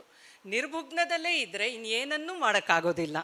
ಸೊ ಕೆಲವೊಮ್ಮೆ ನಾವು over doing of one will actually ನಮಗೆ ಬೇರೆ ನುವಾನ್ಸಸ್ ಮಾಡಲಿಕ್ಕೆ ಅವಕಾಶವೇ ಕೊಡೋದಿಲ್ಲ. ಹಾಗಾಗಿ ಸಮ ಅನ್ನೋದು ಅವನು ಏನು ಕೊಟ್ಟಿದ್ದಾನೆ, ಮತ್ತು ಸಮದಲ್ಲಿ ನಮಗೆ ಗೊತ್ತು, ಅನುಭವಕ್ಕೆ ಬರುತ್ತೆ, ಉಸಿರಾಟ ತುಂಬ ಸಹಜವಾಗಿರುತ್ತೆ. ಸೊ ಸಹಜತೆನ ಹೆಚ್ಚು ಭಾಗ ನಮ್ಮ ಡ್ಯಾನ್ಸಲ್ಲಿ ಇಟ್ಕೊಂಡ್ರೆ ಸ್ಟ್ಯಾಮಿನಾ ತನಗ್ತಾನೇ ಬರುತ್ತೆ, ನಿಶ್ರಮದ ಸಾಧ್ಯತೆಯೂ ಹೆಚ್ಚಿರುತ್ತೆ. ನಾವು ಹೆಚ್ಚು ನಿರ್ಭುಗ್ನ ಅಥವಾ ಆಭುಗ್ನ ಇದೇ ಹೆಚ್ಚು ನೋಡ್ತೀವಿ. ನಿರ್ಭುಗ್ನದಲ್ಲಿ ಹೆಚ್ಚು ಡ್ಯಾನ್ಸ್ ಮಾಡಿದ್ರೇನು ಉಸಿರಾಟದ ಮೇಲೆ ಶ್ರಮ ಇರುತ್ತೆ. So sustenance of breath is always at a loss ನನ್ನ ಪ್ರಕಾರ. ಹಾಗಾಗಿ ಲೀಲಾಜಾಲವಾಗಿ ಒಂದಷ್ಟು ಕಾಲ ನಾವು ಡ್ಯಾನ್ಸ್ ಯಾಕೆ ಮಾಡಲಿಕ್ಕೆ ಆಗೋದಿಲ್ಲ ಅಂದರೆ ಉಸಿರಾಟನ ಸಹಜವಾಗಿ ನಾವು ಮಾಡ್ತಾ ಇಲ್ಲ. ಆ ಉಸಿರಾಟ ಸಹಜವಾಗಿ ಇರಬೇಕಂದ್ರೆ ಸಮ ಸ್ಥಿತಿ ಆಫ್ ದ ಉರಸ್ ಇಸ್ ಅನಿವಾರ್ಯ. ಅಂದರೆ ಒಂದು at least 70% of the entire time that we are dancing we must have ಸಮ ಉರಸ್. ಆವಾಗ 2 hours ಆಗಲಿ 4 hours ಆಗಲಿ ಲೀಲಾಜಾಲವಾಗಿ ಮಾಡೋವಂಥ ಅವಕಾಶ ಇರುತ್ತೆ ಅಂತ ನಾನು ಹೇಳಕ್ಕೆ ಇಷ್ಟಪಡ್ತೀನಿ. ಸೊ ನೆಕ್ಸ್ಟ್ ಪಾರ್ಶ್ವ ಅಂದರೆ ಈ ಪಕ್ಕಗಳು. ನತಂ ಸಮುನ್ನತಂ ಚೈವ. ಸೊ ಇದು ಪಾರ್ಶ್ವ ಈಸ್ ಹ್ಯಾವಿಂಗ್ ಒನ್ ಎಲಿವೇಶನ್ ಥರ ಬರುತ್ತೆ. That is shown through the lifting of the, ಇದಕ್ಕೆಲ್ಲದಕ್ಕೂ ಅವನು ಭರತ ತುಂಬ ಕ್ಲಿಯರಾಗಿ ಇದು ಕೊಟ್ಟಿದ್ದಾನೆ, ಲಕ್ಷಣ ಹೇಳಿದ್ದಾನೆ. ಅದು ಒಂದೊಂದು ಡಿಸ್ಕಸ್ ಮಾಡಿದ್ರೆ ಶಾಸ್ತ್ರ ಕ್ಲಾಸೇ ಆಗೋಗತ್ತೆ, ಬಟ್ ಅಷ್ಟು ಕ್ಲಿಯರಾಗಿ ಬಂದಿದೆ ಇದರಲ್ಲಿ. ಸೊ ಅವನು ಏನು ಹೇಳ್ತಾನೆ ಅಂದರೆ, ಒಂದು ಪಕ್ಕಕ್ಕೆ ಏರಿಸಿ ಮತ್ತು ಈ ಶೋಲ್ಡರ್ ಬ್ಲೇಡನ್ನ ಹೈಲೈಟ್ ಮಾಡಬೇಕು, ಅದು ಉನ್ನತ ಆಗುತ್ತೆ. ಅವಾಗ ಇದು ನತ ಆಗಿರುತ್ತೆ. ಸೊ ನತಮ್ ಅಂದಾಗ ಇದು ಬಗ್ಗದಾಗ ಒಂದು ಕಡೆ ಉನ್ನತ ಸಹಜವಾಗಿ ಆಗಿರುತ್ತೆ. ನತ ಉನ್ನತನ ಕಾಸ್ ಆ್ಯಂಡ್ ಇಫೆಕ್ಟ್ ಥರ ಹೇಳಿದ್ದಾನೆ ಭರತ. ಆದರೆ ನಮ್ಮ ಪದ್ಮಾ ಸುಬ್ರಹ್ಮಣ್ಯಂ ಅವರು ಇದಕ್ಕೆ ವಿಶೇಷವಾಗಿ ಒಂದು ಸಾಧ್ಯತೆಯನ್ನು ಕಲ್ಪಿಸ್ಕೊಟ್ಟಿದ್ದಾರೆ. ಆ್ಯಕ್ಚುಲಿ ನೋಡಿದ್ರೆ ನತಮ್ ಅಂದರೆ ಇದು ಉನ್ನತ ಅಂತ ಹೇಳಿ ಬಿಟ್ಬಿಡ್ಬೋದು. ನಾನು ಮೊನ್ನೆ ಕೂಡ ಸ್ಟಡಿ ಮಾಡ್ತಾ ಇದ್ದಾಗ ನನಗೆ ಹೊಳೀತು, ಪದ್ದು ಅಕ್ಕ ನಮಗೆ ಇದು ಕೊಟ್ಟಿರಲಿಲ್ಲ ಅಂದರೆ ಕಳ್ಕೊತಾ ಇದ್ವಿ ಸರ್. ಬಿಕಾಸ್ ಇದು ಬಗ್ಗಿಸಿದ್ರೆ ಇದು ಉನ್ನತ ಆಗೇ ಆಗುತ್ತೆ. ಇನ್ಫ್ಯಾಕ್ಟ್ ಭರತನ ಡೆಫಿನಿಷನಲ್ಲಿ ಅಷ್ಟೇ ಬಂದಿರೋದು, ಒಂದು ಕಡೆ ಬಾಗಿದ್ರೆ ಇನ್ನೊಂದು ಕಡೆ ಇದು ಉನ್ನತ ಆಗುತ್ತೆ, ಇದು ನತ ಆಗುತ್ತೆ ಅಂತ ಹೇಳ್ತಾನೆ. ಸೊ ನಾವು ನತದಲ್ಲೇ ಉನ್ನತನೂ ಹೇಳ್ಬೋದಾಗಿತ್ತು. ಬಟ್ ಪದ್ದು ಅಕ್ಕ ಏನು ಮಾಡ್ತಾರೆ, ಇದನ್ನು ಒಂದು ಪಕ್ಕಕ್ಕೆ ಎತ್ತರಿಸಿ ತೋರಿಸಿ, ಇದು ಒಂದು ಮೂಮೆಂಟ್ ಸಾಧ್ಯತೆ ಲಕ್ಷಣ. ಶಾಸ್ತ್ರ ಇದು ಕೆಲಸ ನಮಗೆ ಮಾಡಬೇಕಾಗಿರೋವಂಥದ್ದು. ಹೆಚ್ಚು ಹೆಚ್ಚು ವೊಕ್ಯಾಬ್ಯುಲರಿನ ಒದಗಿಸಿ ಕೊಡಬೇಕು. ಆವಾಗ ನಾವು ಅದನ್ನು ಇನ್ನೊಂದಷ್ಟು ಚೆನ್ನಾಗಿ ಅದನ್ನು ಉಪಯೋಗ ಮಾಡ್ಕೊಳ್ಳೋವಂಥ ಅವಕಾಶ ಇರುತ್ತೆ. ಸೊ ಅವರು ಉನ್ನತ ಅಂತ ಸಪ್ರೇಟಾಗಿ ನತ ಮೇಲೆ ಫೋಕಸ್ ಮಾಡದೆ ಉನ್ನತ ಮೇಲೆ ಫೋಕಸ್ ಮಾಡಿದ್ದಾರೆ. ಆ ನತ ಅಂತ ಹೇಳಿದಾಗ ನತ ಮೇಲೆ ಫೋಕಸ್ ಮಾಡಿದ್ದಾರೆ. ಸೊ ಈ ಬರೀ ಶಿಫ್ಟ್ ಆಫ್ ಫೋಕಸ್ಸಿಂದಾನೇ 2 ಬ್ಯೂಟಿಫುಲ್ ಮೂಮೆಂಟ್ಸ್ ನಮಗೆ ಬಂದಿದೆ. ಮತ್ತು ಪ್ರಸಾರಿತ ಅಂದರೆ ನೈಸ್ಲಿ ಸ್ಪ್ರೆಡ್ ಅಂತ, ಅಂದರೆ ಒಂದು ಸೈಡನ್ನ ಪೂರ್ತಿ ಎಷ್ಟು ನಮ್ಗೆ ಅನಾಟಮಿಕಲಾಗಿ ಎಷ್ಟು ಸಾಧ್ಯತೆ ಇರುತ್ತೋ ಇದೆಲ್ಲ ಫ್ಲೆಕ್ಸಿಬಿಲಿಟಿ ವಿಷಯ. ಸೊ ಎಷ್ಟು ಹೆಚ್ಚು ಸಾಧ್ಯವೋ ಅಷ್ಟು ಒಂದು ಕಡೆಗೆ ನಾವು ತಳ್ಳಬೇಕು, ಈ ಕಡೆಯಿಂದ ಆ ಕಡೆ. ಪ್ರಸಾರಿತ ವಿವರ್ತಿತೆ, ಸೊ ತಿರುಗಿ ನೋಡುವಂಥದ್ದು. ಇಲ್ಲಿ ಮತ್ತೆ ನೋಡಿ ಶಿರಸ್ಸು ಹೋಗಿರುತ್ತೆ, ಪಾದಗಳು ಹೋಗಿರುತ್ತೆ. ಮೋಸ್ಟ್ ಆಫ್ ದೆಮ್ ಹಿಂಗೆ ಮಾಡಬೇಡಿ, ಇದು ವಿವರ್ತಿತೇನೆ. ಬಟ್ ನಾವು ಅಂಗ ಸಾಧನೆ ಮಾಡಿದಾಗ ಏನು ಹೇಳ್ತೀವಿ ಅಂದರೆ ಕೋರನ್ನು ಸ್ಟ್ರೈಟಾಗಿ ಇಟ್ಕೊಳ್ಳಿ. ಬರೀ ಶೋಲ್ಡರ್ ಅಂದರೆ almost the naval should be in the level of the shoulder blade. Naval and shoulder blade ಆದಷ್ಟು ಒಂದನ್ನು ಮಾಡೋಕ್ಕೆ ಟ್ರೈ ಮಾಡಬೇಕು. ಅಂದರೆ ಇಲ್ಲಿ ಪ್ರೆಷರ್ ಹಾಕಬೇಕು. ಈ ಥರ ಅತಿಯಾಗಿ ಅಭ್ಯಾಸ ಮಾಡಬೇಕು. ಅಭ್ಯಾಸ ಕ್ರಮದಲ್ಲಿ ಅತಿಯಾಗಿ ಮಾಡಿದ್ರೆ ಅದು ಎಷ್ಟು ಬೇಕೋ ಅಷ್ಟು ತನಗೆ ತಾನೇ ತೊಗೊಳತ್ತೆ. ಇವಾಗೆಲ್ಲ ನೀವೆಲ್ಲ ಹೇಳ್ತಿದ್ರಲ್ಲ, ಆ ಪ್ರಸಂಗ ಬಂದಾಗ, ಆ ಎಮೋಷನ್ ಬಂದಾಗ, ಆ ಪಾತ್ರ ಬಂದಾಗ ಎಷ್ಟು ಬೇಕೋ ಅದಷ್ಟು ತಾನಾಗೇ ತೊಗೊಂಡಿರತ್ತೆ. ಈ ವಿವರ್ತಿತೆ ನೋಡಿ, ಅವಳು ದ್ರೌಪದಿ ತಿರುಗಿದ್ಲು ಅಂದಾಗ ಇಷ್ಟು ಮಾಡಿದ್ರೆ ಸಾಕಾಗಿ ಸೀತೆ ಇಷ್ಟು ಮಾಡ್ಬೋದು, ದ್ರೌಪದಿ ರಾಜಸಿಕ್ಕಾಗಿ ಮಾಡಿದಾಗ ಇಷ್ಟು ಮಾಡ್ಬೋದು, ಅದೇ ಒಂದು ರಾಕ್ಷಸ ಮಾಡ್ತಾನೆ ಅಂದರೆ ಇಷ್ಟು ಮಾಡ್ಬೋದು. ಸೊ ಈ ವಿವರ್ತಿತೆ ಅಂತ ನಾವು ಈ ರೇಂಜಿಂದ ಅತೀ ಸೂಕ್ಷ್ಮವಾಗಿ, as if they was no movement, but movement the impact ಕಾಣುತ್ತೆ. ಇಲ್ಲಿಂದ ಹಿಡಿದು ಅತಿಯಾಗಿ ಇನ್ನು ಇದಕ್ಕಿಂತ ನಮಗೆ ಸಾಧ್ಯವೇ ಇಲ್ಲ ದೇಹನ ಬಳಸೋಕ್ಕೆ, ಅಲ್ಲಿ ತನಕ ಅಭ್ಯಾಸ ಮಾಡಬೇಕು. ಒಂದೊಂದು ಅಭ್ಯಾಸ ಕ್ರಮದಲ್ಲಿ ಹೀಗೇ ಮಾಡಿದ್ರೆ ಮಾತ್ರ ದೇಹ ನಮ್ಮ ಹತೋಟಿನಲ್ಲಿ ಇರುತ್ತೆ ಅಂತ ನನಗನ್ಸತ್ತೆ. ವಿವರ್ತಿತೆ ಅಪಸೃತಮೇವಂತು, ದಟ್ ವಾಪಸ್ ಬರೋದು, ಹಾಗೇ ರಿಟರ್ನ್. ಅದು ಪಾರ್ಶ್ವಯೋಹೋ ಕರ್ಮ ಪಂಚಧ, ಇದು 5 ಬಗೆಯ ಮೂಮೆಂಟ್ಸ್ ಆಫ್ ಪಾರ್ಶ್ವ. ಮುಂದಕ್ಕೆ ಕಟಿ. ಈ ಕಟಿನೂ ಅಷ್ಟೇ, ಬೋತ್ ನಮಗೆ ಒಂದು ತಪ್ಪು ಕಲ್ಪನೆ ಇದೆ ಕೆಲವೊಮ್ಮೆ. ಅಂದರೆ ಕಟಿ ಆಫ್ಕೋರ್ಸ್ ಸ್ತ್ರೀತ್ವಕ್ಕೆ ತುಂಬ ಎತ್ತಿದ ಕೈ, ಅದು ತುಂಬ ಸಹಜವಾಗಿ ತೋರ್ಪಡುತ್ತೆ ಅಂತ ನಿಜ. ಬಟ್ ಕಟಿ ಪುರುಷ ಪಾತ್ರಕ್ಕೂ ನಾವು ಬಳಸಿದ್ರೆ ಇನ್ನೊಂದಷ್ಟು ರಜಸ್ಸು ತಂದುಕೊಡುತ್ತೆ ಅಂತ ನನಗನ್ಸುತ್ತೆ. ಹೇಗೆ ಇಲ್ಲಿ ಅದು ಸೌಂದರ್ಯ ಎಲಿಮೆಂಟು ತರುತ್ತೋ ಹಾಗೆ ಅದು ರಾಜಸಿಕವಾದ ವಿಷಯವನ್ನು ತಂದು ಕೊಡುತ್ತೆ ಅಂತ ಖಂಡಿತ ಅನಿಸುತ್ತೆ. ಅದು ಬಳಸೋ ರೀತಿನಲ್ಲಿ ನಾಳೆ ಒಂದಷ್ಟು ಹಾಡು ಸಮೇತ ಎಲ್ಲ ಬರುತ್ತಲ್ಲ ಸರ್, ಅಲ್ಲಿ ರಾವಣ, ಈ ಅಸುರರು ಎಲ್ಲ ಬರುತ್ತಲ್ಲ, ಅಲ್ಲಿ ಮಾಡ್ತೀನಿ. ಯಾಕೆಂದರೆ ಅದು ಮಾಡಬಹುದು, ಇಲ್ಲ ಅಂತಲ್ಲ.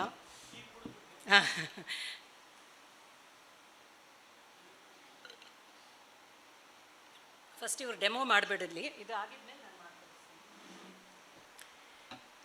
ಚಿನ್ನ ಚೈವ, ಚಿನ್ನ ಅಂದರೆ ಬ್ರೇಕಿಂಗ್ ದ ವೇಸ್ಟ್, ಇದು ಅಂತ ಅಂದರೆ ಎತ್ತಿ ಅದು ಚೆನ್ನಾಗಿ ತಿರುಗಿಸೋ ಅಂಥದ್ದು.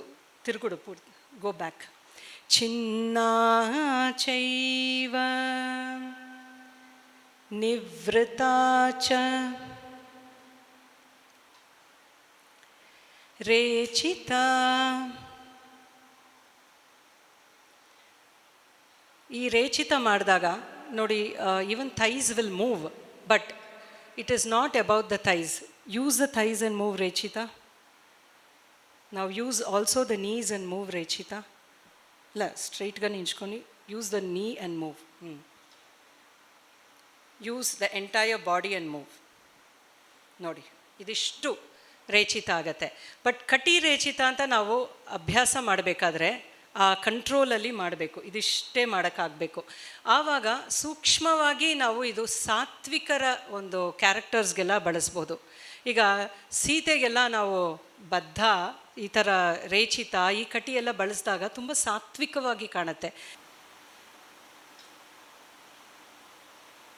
ಇದೇ ಸ್ವಲ್ಪ ದ್ರೌಪದಿ ಬರ್ತಾಳೆ ಅಂತ ಮಾಡಬೇಕಂದ್ರೆ ಇಷ್ಟು ಮಾಡ್ಬೋದು. ಇವಾಗ ಸರ್ ಹೇಳಿದ್ರಲ್ಲ, ಈಗ ರಾವಣಾಸುರ ಅಂತ ಅವ್ರನ್ನೆಲ್ಲ ಮಾಡಬೇಕಂದ್ರೆ ರೇಚಿತ ಕಟಿ ಅಲಾಂಗ್ ವಿತ್ ಅದನ್ನೇ ಹೇಳಿದ್ದು, ಟೈಸ್ ಜೊತೆಗೆ ಅದನ್ನು ಯೂಸ್ ಮಾಡಿದಾಗ ಇನ್ನು ರಾಜಸಿಕ ಬರುತ್ತೆ. ಆ್ಯಂಡ್ ಇದೇ ಉದ್ವಾಹಿತ ಕಟಿ. You can use it for arrogance. So ಸಾಧ್ಯತೆ ಸಾಕಷ್ಟು ಇರುತ್ತೆ ಕಟಿಗೆ, ಬಟ್ ಅದು ಯಾವ ಮಾತ್ರದಲ್ಲಿ, ಯಾವ ಪ್ರಮಾಣದಲ್ಲಿ ಯೂಸ್ ಮಾಡ್ತೀವಿ ಅನ್ನೋದರಲ್ಲಿ ವ್ಯತ್ಯಾಸ ಬರುತ್ತೆ. ಆವಾಗ ಕಟಿ ಜೊತೆಗೆ ಒಂದಷ್ಟು ಈ ನಾವು ಊರು ಇದು ಎಲ್ಲ ಬಳಸ್ಕೊಂಡು ಮಾಡಿದಾಗ ಅದರ ಇಂಪ್ಯಾಕ್ಟ್ ಜಾಸ್ತಿ ಬರುತ್ತೆ. ಇನ್ಫ್ಯಾಕ್ಟ್ ನಮ್ಮ ಮಹಾನಟನೇ ಉದ್ವಾಹಿತ ಕಟಿದಲ್ಲೇ ನಿಂತಿದ್ದಾನೆ. ಭುಜಂಗ ತ್ರಾಸಿತದಲ್ಲಿ ಇನ್ಫ್ಯಾಕ್ಟ್ ಅದನ್ನು ಭರತನೇ ಹೇಳ್ತಾನೆ, ಕಟಿನ ತ್ರಶ್ರಂ ಊರು ಜಾನು ವಿವರ್ತಯೇತ್ ಅಂತ, ಎರಡನ್ನೂ ಎತ್ತಬೇಕು ಅಂತ ಹೇಳ್ತಾನೆ. ಉದ್ವಾಹಿತ ಕಟಿ ನಮ್ಮ ನಟರಾಜ ಪೋಸ್ಗೆನೆ ಹೇಳ್ಪಟ್ಟಿದೆ. ಕಟಿ ಭೇದ ಆಯಿತು. ನೆಕ್ಸ್ಟು ಪಾದ ಭೇದ. ಫುಲ್ ಚೈಲದ ಇಂకొక ಸರಿ.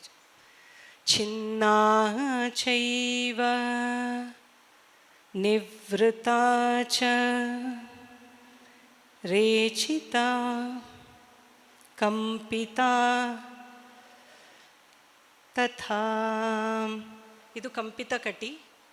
ಕಟಿ ಮಾತ್ರ ಒಳಗೆ ಹೋಗಿ ಹೊರಗೆ ಬರುವಂಥದ್ದು. ಇದನ್ನು ತುಂಬ ಚೆನ್ನಾಗಿ ಒಂದು ಕರ್ಣದಲ್ಲೂ ಬಳಸ್ತಾರೆ. ಲಲಿತಾ ಲಲಿತಂ ಚ ತದೀಂ ತತಾಂ. ಸೊ ಇದರಲ್ಲಿ ಈ ಕರ್ಣದಲ್ಲಿ ಕಂಪಿತ ಕಟಿನ ಬಳಸ್ತಾರೆ. ಸೊ ಇದು ತುಂಬ ಸೂಕ್ಷ್ಮವಾಗಿ ಭೂಷಣ ನೃತ್ಯಕ್ಕೂ ಬಳಸಬಹುದು ಈ ಕಂಪಿತ ಕಟಿ. ಇನ್ನೂ ಒಂದು ಕಡೆ ಇದು ಕದಾ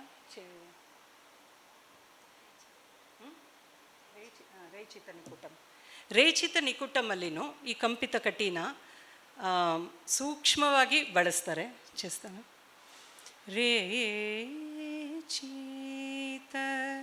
ನಿಕುಟಿತಂ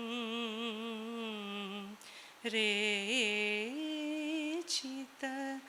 ನಿಕುಟಿತಂ. ಅಲಾಂಗ್ ವಿತ್ ಉದ್ವಾಹಿತ ಕಟಿ ಇಲ್ಲಿ ರಿಲೀಸ್ ಮಾಡಿದಾಗ ಒಂದು ಸ್ವಲ್ಪ ಕಂಪಿತನೂ ಬರುತ್ತೆ. ಸೊ ಇದು ನೃತ್ಯಕ್ಕೂ ಹೀಗೆ ಬಳಸ್ಬೋದು. ಅಂದರೆ ತುಂಬ ಸೂಕ್ಷ್ಮವಾಗಿ ಬಳಸಬೇಕಂದ್ರೆ ನೃತ್ಯಕ್ಕೂ ಬಳಸ್ಬೋದು. ಅಭಿನಯದಲ್ಲಿ ಆ ಪಾತ್ರಕ್ಕೆ ತಕ್ಕಂಗೆ ನಾವು ಇದನ್ನು ಚಲ್ತಾ ಬರಬಹುದು. How much of vibrance you need for these movements ಅನ್ನೋದು ಪಾತ್ರ ಔಚಿತ್ಯವೇ ಹೇಳಬೇಕು, ಇನ್ಯಾವುದೂ ನಮಗೆ ಹೇಳೋಕ್ಕೆ ಆಗೋದಿಲ್ಲ. ನೆಕ್ಸ್ಟು ಪಾದ ಭೇದ. ಉದ್ಘಟ್ಟಿತಂ ಸಮಂ ಚೈವ ತಥಾ ಅಗ್ರತಲಸಂಚರಃ ಅಂಚಿತಃ ಕುಂಚಿತಶ್ಚೈವ ಪಾದಪಂಚವಿಧಃ ಸ್ಮೃತಃ. ಸೊ ಇದು 5 ಬಗೆಯ ಪಾದ ಭೇದಗಳು. ಐ ಆಮ್ ಶ್ಯೂರ್ ಇದೆಲ್ಲ ಎಲ್ಲ ಡಾನ್ಸ್ ಫಾರ್ಮ್ಸಲ್ಲಿ ಕುಂಚಿತ ಒಂದು ಬಿಟ್ಟು, ಕುಂಚಿತ ಹೆಚ್ಚು ಎಲ್ಲೂ ಬಳಕೆಯಲ್ಲಿ ಇಲ್ಲ. ಪದ್ದು ಅಕ್ಕನೂ ಅದನ್ನು ನೋಟ್ ಮಾಡಿ ಬರೀತಾರೆ. ಹೆಚ್ಚು ಕಡಿಮೆ ಅದೊಂದು ಬಿಟ್ಟು ಇನ್ನು ಎಲ್ಲವೂ ನಾವು ತುಂಬ ಚೆನ್ನಾಗೇ ಯೂಸ್ ಮಾಡ್ತಾ ಇದ್ದೀವಿ. ಸೊ ಅವ್ರು ಹೇಳ್ದಂಗೆ ಇದನ್ನೆಲ್ಲ ನೀವು ಡಾಕ್ಯುಮೆಂಟ್ ಮಾಡ್ತಾ ಬರಬೇಕು. ಆ್ಯಂಡ್ ಇದಕ್ಕೆಲ್ಲ ಹೆಸರು ನಾಟ್ಯಶಾಸ್ತ್ರದಲ್ಲಿ ಇರೋದ್ರಿಂದ you can use both names. ದೇಶಿ ನಮ್ಮದು ಅಷ್ಟೇ, ಇದನ್ನು ಮೆಟ್ಟಡು ಅಂತ ಕರಿತೀವಿ. ಇದರಲ್ಲಿ ಭರತನಾಟ್ಯದಲ್ಲಿ ಈ ಉದ್ಘಟಿತ ಪಾದನ ಮೆಟ್ಟೋದು ಅಂತ ಕರಿತೀವಿ. ಅದನ್ನೇ ಬೇರೆ ಥರನೂ ಬರೀ ಪೋಕಿಂಗ್ನ ಮೆಟ್ಟು ಅಂತೀವಿ. ಮತ್ತು ಕಾಲಲ್ಲಿ ಇದನ್ನು ಬೀಳ್ಸೋದು, ಪಾರ್ಶ್ನಿನ ಕೆಳಗೆ ತಾಕೋನ್ಸೋದು, ಅದನ್ನು ಮೆಟ್ಟು ಅಂತ ಕರಿತೀವಿ. ಸೊ ಹಾಗೆ ಬೇರೆ ಬೇರೆ ರೀತಿಯಲ್ಲಿ ಅದು ಬೇರೆ ಬೇರೆ ಫಾರ್ಮ್ಸಲ್ಲಿ ಕಂಡು ಬರುತ್ತೆ ಅಂತ ಅನಿಸುತ್ತೆ. ಇದಕ್ಕೆ ಕಂಟಿನ್ಯೂ ಮಾಡಬಹುದಾ ಇಲ್ಲ ಇನ್ನು ಸಮಯ ಕಾಲ ಎಷ್ಟಾಗಿದೆ? ನಾನು ನೆಕ್ಸ್ಟು ಇನ್ನೊಂದಷ್ಟು ಉಪಾಂಗಗಳಿಗೆ ಹೋಗ್ತೀನಿ. ಮಾಡೋದಲ್ವಾ ಸರ್? ಈಗ ಊರು ಮತ್ತು ನಮಗೆ ತುಂಬ ಯೂಸ್ಫುಲ್ಲಾಗಿ ನಾವು ಮಾಡೋವಂಥದ್ದು ಎಲ್ಲ ಡಾನ್ಸ್ ಫಾರ್ಮ್ಸಲ್ಲೂ, ಎಸ್ಪೆಷಲಿ ನಾಟ್ಯ ಪದ್ಧತಿನಲ್ಲಿ ಇರೋವಂಥದ್ದು ಊರು ಮತ್ತು ಜಂಘಾಗೆ ತುಂಬ ಪ್ರಾಮುಖ್ಯತೆ ಇದೆ ಬಳಕೆಯಲ್ಲಿ. ಊರು ಕಂಪನ. ಇದು ಭರತ ಹೇಳ್ತಾನೆ. ಈ ಜಂಘ, ಹೌದು ಹೌದು, ಇದು ಊರು. ಇದು ನೋಡಿ, ಊರು ಕಂಪನ ಅವನು ಉದ್ಘಟಿತ ಪಾದದಿಂದ ಮಾಡಬೇಕು ಅಂತ ಭರತ ಹೇಳ್ತಾನೆ. ಉದ್ಘಟ್ಟಿತಮ್ ಅಂತ ಪಾದಭೇದ ಮಾಡಿದಾಗ ಅದಕ್ಕೆ ನಾವು ವಿಶೇಷವಾಗಿ ಫೋಕಸ್ನ ಕೊಡ್ತೀವಿ. ಇವಾಗ ಉದ್ಘಟಿತ ಪಾದದಿಂದ ಊರು ಕಂಪನ ಆಗಬೇಕು ಅಂತ. ಊರು ಕಂಪನ he says specifically should be used for inferior characters ಅಂತ. ತುಂಬ ನಾಗರಿಕರು ಇರ್ಬೋದು, ಅಂದರೆ ಇವರು ಏನು ಹೇಳ್ತಾ ಇವಿ, ಈಗ ಅಯೋಧ್ಯವಾಸಿ ಇರೋ ಅಂಥವರು ಹೂ ಆರ್ ಸ್ಕೇರ್ಡ್ ಅಂತ ಏನಾದರೂ ಹೇಳೋಕ್ಕೆ, ಅಥವಾ ರಾವಣನ ದಬ್ಬಾಳೆಯಿಂದ ಎಲ್ಲ ಯಾರೋ ಹೆದರ್ಕೊಂಡಿದ್ರು, ಯಾರಿಗೆ ಬಂದು ಆ ವೀರತೆ ಇರಲ್ವೋ ಅವರೆಲ್ಲ ಭಯ ಪಡ್ತಾರೆ. ಮತ್ತು ವಿದೂಷಕರು ಇಂಥ ಕ್ಯಾರೆಕ್ಟರ್ಸ್ಗೆ ಬಳಸಬೇಕು, ಕಾಮಿಕಲ್ ಆ್ಯಂಡ್ ಸ್ಕೇರ್ಡ್ ಪೀಪಲ್ಗೆ ಯೂಸ್ ಮಾಡಬೇಕು ಅಂತ ಹೇಳ್ತಾನೆ. So vibration of the thighs ಅದು ಮಾಡೋವಂಥ ಕ್ರಮ ಎಲ್ಲಿಂದ ಬರಬೇಕಂದ್ರೆ ಉದ್ಘಟಿತ ಪಾದದಿಂದ ಮಾಡಬೇಕು ಅಂತ ಹೇಳ್ತಾನೆ. ಕಂಪನಂ ವಲನಂ ಚೈವ. ವಲನ ಅಂದರೆ twisting. So one of the thigh should fall on the other. ಇದು ಎಲ್ಲ ಸ್ತ್ರೀ ಮೂಮೆಂಟ್ಸ್ಗೂ ತುಂಬ ಯೂಸ್ಫುಲ್ ಆಗಿ ಇರುತ್ತೆ. ವಲನಂ ಚೈವ ಸ್ತಂಭನಂ, ಇದು ನೋಡಿ ಸಾತ್ವಿಕ ಭಾವವೇ ಆಗಿದೆ. ಸಾತ್ವಿಕ ಭಾವ ಸ್ತಂಭನ ಆಗಬೇಕಾದ್ರೆ ನಮಗೆ ಗೊತ್ತಿಲ್ಲದೆ ಊರುನ ಫಸ್ಟ್ ಟೈಟ್ ಮಾಡಿರ್ತೀವಿ. ಒಂಥರ ಅದು ನಿಷ್ಕ್ರಿಯೆಯಿಂದ ಇರಬೇಕು ಅಂದರೆ ಅದು ಊರು ಟೈಟ್ನಿಂಗ್ಗೆ ಬಂದಿರುತ್ತೆ. ಸ್ತಂಭನಂ ಉದ್ವರ್ತನೆ ತಥಾ, ಉದ್ವರ್ತನ ಅಂದರೆ ಓಪನಿಂಗ್, ಅಂದರೆ ಊರುನ ಆಲ್ಸೋ ಎರಡು ವಿಧಾನದಲ್ಲಿ ಮಾಡ್ತೀವಿ. ಒಂದು ಜಸ್ಟ್ ಓಪನಿಂಗ್, ಒಂದು ಉದ್ವರ್ತನ ಅಂದರೆ ಊರ್ಧ್ವ ಭಾಗದಿಂದ ಓಪನಿಂಗ್ ಅಂತಲೂ ಒಂದು ಅಭಿನವ್ ಗುಪ್ತಾ ಅದಕ್ಕೆ ಆ್ಯಡ್ ಮಾಡಿದ್ದಾನೆ. ಸೊ ಹಾಗಾಗಿ ಅದು ಎರಡು ಬಗೆಯಲ್ಲಿ ಮಾಡ್ತೀವಿ. ಉದ್ವರ್ತನೆ ತಥಾ ನಿವರ್ತನಂ ತಥಾ ಚೈವ. ವರ್ತನ ನಿವರ್ತನ ಅಂದರೆ ಅದು ಮತ್ತೆ ರಿಟರ್ನ್. ನೋಡಿ ಇದು ಊರು ಇಟ್ಕೊಂಡು ಇದನ್ನು ನಿಮ್ಮ ಯಕ್ಷಗಾನದಲ್ಲಿ ತುಂಬ ಮಾಡ್ತೀರಾ. ಆ್ಯಕ್ಚುಲಿ ಭರತನಾಟ್ಯದಲ್ಲಿ ಇದು ಹೆಚ್ಚಿಲ್ಲ. ಊರು ಮುಖಾಂತರ ಟರ್ನ್ ಆಗಬೇಕು. ಇಲ್ಲಿ ಜಂಘದ ಪ್ರಯೋಗ ಹೆಚ್ಚಿರಲ್ಲ, ಅಂದರೆ ಅದು ಸಹಕರಿಸುತ್ತೆ ಅಷ್ಟೇ. ಊರುನಲ್ಲೇ ಟರ್ನ್ ಬರಬೇಕು ಅಂತ. ಇದಿಷ್ಟು ಊರು. ಪಂಚೈತಾನ್ಯೂರು ಕರ್ಮಾಣಿ ಕಾರಯೇತ್, ಇದು ಊರು ಭೇದ ಆಗುತ್ತೆ. ನೆಕ್ಸ್ಟ್ ಜಂಘ ಅಂತ ಹೇಳ್ತಾನೆ, ಅದೇ ಕಾಫ್ ಮಸಲ್ಸು. ಆವರ್ತಿತಂ, ಇವಾಗ ನೋಡಿ ಇದರಲ್ಲಿ ಪಾದವೂ ಇದೆ ಊರೂ ಇದೆ. ಬಟ್ ಏನಂದರೆ ಆ ಜಂಘದ ಮೂಮೆಂಟ್ ಹೇಗೆ ಬರಬೇಕೋ ಅದರಿಂದ ಕ್ರಿಯೇಟ್ ಆಗುವಂಥದ್ದು. ಸೊ ಇದು ಸರ್ಪಂಟೈನ್ ಮೂಮೆಂಟ್, ಈ ನಾಗಕನ್ನಿಕೆಯರಿಗೂ ಯೂಸ್ ಮಾಡ್ಬೋದು. ಮತ್ತು ಒಂದು ರೀತಿ ಜಂಬದಲ್ಲಿ ಒಂದು ಸ್ತ್ರೀ ನಡಿಬೇಕಂದ್ರೆ ಸಹಜತೆ ಇರಲ್ಲ, ಸ್ವಲ್ಪ ಓವರ್ ಡೂಯಿಂಗ್ ಇರುತ್ತೆ. ಅದಕ್ಕೆ ಕ್ಯಾಟ್ ವಾಕ್ಗೆಲ್ಲ ಇವು ಫಿಲ್ಮ್ ಸ್ಟಾರ್ಸ್ ಇದನ್ನೇ ಬಳಸ್ತಾರೆ ಒಂದು ಫ್ಯಾಷನ್ ಶೋನಲ್ಲಿ. ಬಿಕಾಸ್ ಅದೊಂಥರ ನಾಟ್ಯಧರ್ಮಿನೂ ಹೌದು ಮತ್ತು ಆ್ಯಟಿಟ್ಯೂಡ್ ಅಂತಾರಲ್ಲ ಅಂಥದ್ದು. ಸೊ ಕ್ಯಾಟ್ ವಾಕ್ చేసుకుంటారా?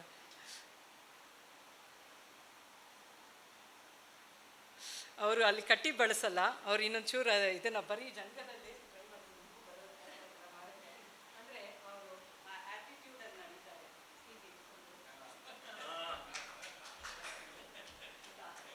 ಫ್ಯಾಷನ್ ಶೋನಲ್ಲಿ ಬರ್ತಾರೆ. ಸೊ ಅದೇ ಇದು ಎಲ್ಲ ಕಡೆನೂ ಇದು ಬರುತ್ತೆ ಅನ್ನೋಕ್ಕೋಸ್ಕರ ಹೇಳಿದ್ದು. ಗಮನಿಸ್ತಾ ಇದ್ರೆ ಲೋಕದಲ್ಲಿ ಎಲ್ಲ ಕಡೆನೂ ಇರುತ್ತೆ. ಆವರ್ತಿತಂ ನತಂ, ನತಂ ಅನ್ನೋದು ಬೆಂಡ್ ಮಾಡೋವಂಥದ್ದು ಅಂತ. ಇದು ಒಂದೇ ಮೂಳೆ ಆಗಿರೋದ್ರಿಂದ ಎಲ್ಲೂ ಬೆಂಡ್ ಬರಲ್ಲ. ಬಟ್ ಅದಕ್ಕೊಂದು ಇನ್ಕ್ಲಿನೇಷನ್ ಕೊಡ್ತೀವಲ್ಲ, ಆ ಇನ್ಕ್ಲಿನೇಷನ್ ಸಾಧ್ಯತೆಗಳು ಎಲ್ಲೆಲ್ಲ ಬಂದಿದೆಯೋ ಅದನ್ನೆಲ್ಲ ನತಂ ಅಂತ ಗುರುತಿಸಿದ್ದಾರೆ. ನತಂ ನತಂ ನತಂ, ಇದಿಷ್ಟು ನತಂ. ಯಾಕೆಂದರೆ ಅದು ನಾವು calf muscle takes a slanting position ಅಂತ.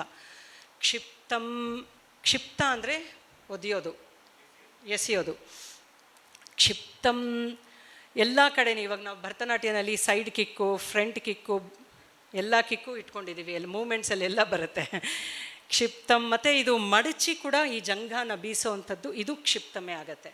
ಇದನ್ನು ಮಾಡ್ತೀವಲ್ಲ ಫಾರ್ ಆಲ್ ಪಾತ್ರಗಳಲ್ಲಿ ನಾವು ತೋರಿಸ್ತೀವಿ. ಇದು ಕ್ಷಿಪ್ತಂ. ಉದ್ವಾಹಿತ, ವೆನ್ ದ ಕಾಫ್ ಮಸಲ್ನ ಎತ್ತಿರೋವಂಥದ್ದು ಉದ್ವಾಹಿತ. ಉದ್ವಾಹಿತ ಮತಾಪಿ ವಾ ಪರಿವೃತ್ತಂ ತಥಾ ಚೈವ. ಸೊ ಪರಿವೃತ್ತ ಅಂದರೆ ಜಂಘ ಇನ್ವರ್ಟ್ ಆಗಿರುತ್ತೆ. ಜಂಘ ಅದು ಪಾದ ಮೇಲೆ ಮಂಡಿ ಕೆಳಗೆ ಹೋದರೆ ಅದು ಪರಿವೃತ್ತ ಜಂಘ ಅಂತ. ಇದು ಅಷ್ಟೇ ಎಲ್ಲ ಪ್ರಕಾರಗಳಲ್ಲೂ ಮಾಡಿರ್ತೀವಿ. ಜಂಘ ಕರ್ಮಾಣಿ ಪಂಚಧಾ. So these are the 5 positions of 5 movements of the calf muscles. ಮತ್ತು ಜಾನು, ಇದು ಸಂಗೀತ ರತ್ನಾಕರದಿಂದ ಸೇರಿಸಲ್ಪಟ್ಟಿದೆ. ಭರತ ಇದನ್ನು ಹೇಳಲ್ಲ, ಬಹುಶಃ ಬಿಕಾಸ್ ಊರು ಆ್ಯಂಡ್ ಜಂಘ ಮಂಡಿ ಮುಖಾಂತರನೇ ಮಾಡಬೇಕಾಗತ್ತಲ್ಲ, ಹಾಗಾಗಿ. ಬಟ್ ಜಾನು ಅಂತ ಸಪ್ರೇಟಾಗಿ ಒಂದಷ್ಟು ಹೇಳಿರೋದು ನಮಗೆ ಒದಗಿ ಬಂದಿದೆ. ಯಾಕೆಂದರೆ ನಾವು ದೇಶಿ ಪದ್ಧತಿಗಳಲ್ವಾ. ಸೊ ಸಂಗೀತ ರತ್ನಾಕರ ರಿಲೆವೆನ್ಸ್ ಕೆಲವೊಮ್ಮೆ ಜಾಸ್ತಿ ಬರುತ್ತೆ. ಸೊ ಹಾಗಾಗಿ ಇದು ಯೂಸ್ಫುಲ್ ಆಗಿದೆ. ಸಂಹತಂ, ಮಂಡಿಗಳು ಹತ್ತಿರ ಬಂದರೆ ಅದು ಸಂಹತ, ಒಂದಕ್ಕೊಂದು ಅಂಟ್ಕೊಂಡು. ಇದೇ ನೋಡಿ, ಇದು ವಿಕಾರಗಳಿಗೆ ಮತ್ತು ವಿದೂಷಕ ಅವನಿಗೆಲ್ಲ ತೋರಿಸ್ಲಿಕ್ಕೆ ಉಪಯೋಗ ಅಂತ ಹೇಳ್ತಾನೆ. ಹಾಂ ಹಾಂ ಹಾಂ ಹಾಂ ಬಾಹುಕ, ಅದೇ ಹಿಂಗೆ ನಡ್ಕೊಂಡು ಬಂದರೆ ಅಂತ. ಇದು ಸ್ವಸ್ತಿಕ ರೇಚಿತ ಅನ್ನೋ ಕರ್ಣ, ಒಂದು ಕರ್ಣ ಇದೆ. ಅಲ್ಲಿ ಸಂಹತನ ಸ್ವಲ್ಪ ಒಂದು ಡಿಫ್ರೆನ್ಸಿಂದ ಅಷ್ಟು ಬ್ಯೂಟಿಫುಲ್ಲಾಗಿ ಯೂಸ್ ಮಾಡ್ಬೋದು. ಯಾವುದು ವಿಕಾರಕ್ಕೆ ಯೂಸ್ ಮಾಡ್ತೀವೋ ಅದು ಭೂಷಣಕ್ಕೂ ಯೂಸ್ ಮಾಡ್ಬೋದು ಅಂತ ನಮ್ಗೆ ಗೊತ್ತಾಗತ್ತೆ. ಸ್ವಸ್ತಿಕರೇ ಚಿತ ಪದ ಸಾದ ಪ ಮರಿ ಸಾ. ಅಲ್ಲಿ ಸಂಹತ ಆ ಕಡೆ ಫ್ರೀಸ್. ಸ್ವಸ್ತಿ ಕರೆ ಚಿತ, ದಿಸ್ ಇಸ್ ಸಂಹತ ಪೊಸಿಷನ್. ಇದು ಪದ್ವಕ್ಕನೇ ಹೇಳ್ತಾರೆ. ಹೆಚ್ಚು ಕಡಿಮೆ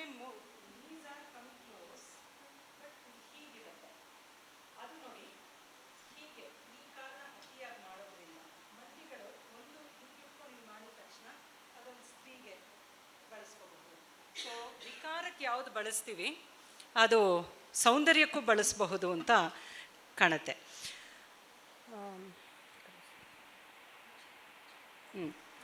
ಕುಂಚಿತಂ, ಕುಂಚಿತ is that position of the knee. ಅದಕ್ಕಿಂತ ಹೆಚ್ಚು ಯಾವುದು ಮಡ್ಚಕ್ಕೆ ಸಾಧ್ಯ ಇಲ್ವೋ ಆ ಪೊಸಿಷನ್ ಯಾವುದಂದರೆ ಮುಳುಮಂಡಿ ಪೊಸಿಷನ್. ಇದಕ್ಕಿಂತ ನಮಗೆ ಮಂಡಿನ ಇನ್ನು ಮಡ್ಚಕ್ಕೆ ಯಾವುದು ಸಾಧ್ಯ ಇಲ್ಲ. ಅರ್ಧ ಕುಂಚಿತಂ, ಅದೇ ಅರ್ಧ ಕೂತ್ಕೊಂಡ್ರೆ ಅದು ಅರಮಂಡಿ ಮುಳುಮಂಡಿ ಅಂತ ನಮ್ಮ ಭಾಷೆಯಲ್ಲಿ ಇದೆ. ಇದೇ ಮೇಯ್ನು ಪ್ರಾಧಾನ್ಯವಾಗಿದೆ. ಕುಂಚಿತಂ ಚ ಅರ್ಧ ಕುಂಚಿತಂ ನತಂ. ನತಂ ಅಂದರೆ ಲೋವೆಸ್ಟ್ ಪೊಸಿಷನ್ ಆಫ್ ದ ನೀ. ಈಗ ವಜ್ರಾಸನ ಕೂತ್ಕೊಂಡಾಗ ಇಲ್ಲ ಕೆಳಗೆ ಮಂಡಿಗಳು ಹಾಕ್ಕೊಂಡು ಕೂತ್ಕೊಂಡಾಗ. ಉನ್ನತಂ highest position of the knee ಅಂದರೆ ನಮ್ಮ ಮಂಡಿನ ಎಲ್ಲಿ ತನಕ ತೊಗೊಂಡು ಹೋಗ್ಬೋದು. Give momentum. ನಾವು don't touch your head. So ಮಂಡಿಗಳನ್ನ ಎಷ್ಟು ನಾವು ಬೀಸಬಹುದು ಮೇಲಕ್ಕೆ ಅಂದರೆ ಹೆಚ್ಚು ಕಡಿಮೆ ನಮ್ಮ ಕಿವಿಗಳ ಹತ್ರ ತೊಗೊಂಡು ಹೋಗ್ಬೋದು. ಸೊ ಇದು ಉನ್ನತ. ಈ ಉನ್ನತ ಜಾನು ಅಂತ ಒಂದು ಇದು ಕರ್ಣವೇ ಇದೆ. ಊರ್ಧ್ವಜಾನು. ಊರ್ಧ್ವಜಾನು ತಧೀಂ ತತ್ತಾಂ. ಊರ್ಧ್ವಜಾನು ತಧೀಂ ತತ್ತಾಂ. ಸೊ ಇಲ್ಲಿ ಉನ್ನತ ಜಾನು ನೋಡಿ, ಇದನ್ನು ಯೂಸ್ ಮಾಡಿ. ಭರತನಾಟ್ಯದಲ್ಲಿ ಇದು ಹೆಚ್ಚು ಪ್ರಯೋಗ ಇದೆ. ನಿಮ್ಮಲ್ಲಿ ಎತ್ತಕ್ಕಾಗಬೇಕಲ್ಲ, ಅದೇ ಹೆಚ್ಚು ಉನ್ನತ ಜಾನುಗಿಂತ ಐ ಥಿಂಕ್ ನಿಮ್ಮದು ಹೆಚ್ಚು ಭೂಮಿ ಮೇಲಿರೋಂಥ ಇದು ಜಾಸ್ತಿ ಬರುತ್ತೆ. ಕುಂಚಿತ ಜಾನು ತಿರುಗೋದು ಹೆಚ್ಚು ಪ್ರಯೋಗದಲ್ಲಿದೆ. ಇದೆಯಾ? ಓಕೆ, ಹಾಂ, ಬಳಕೆ ಇದೆ.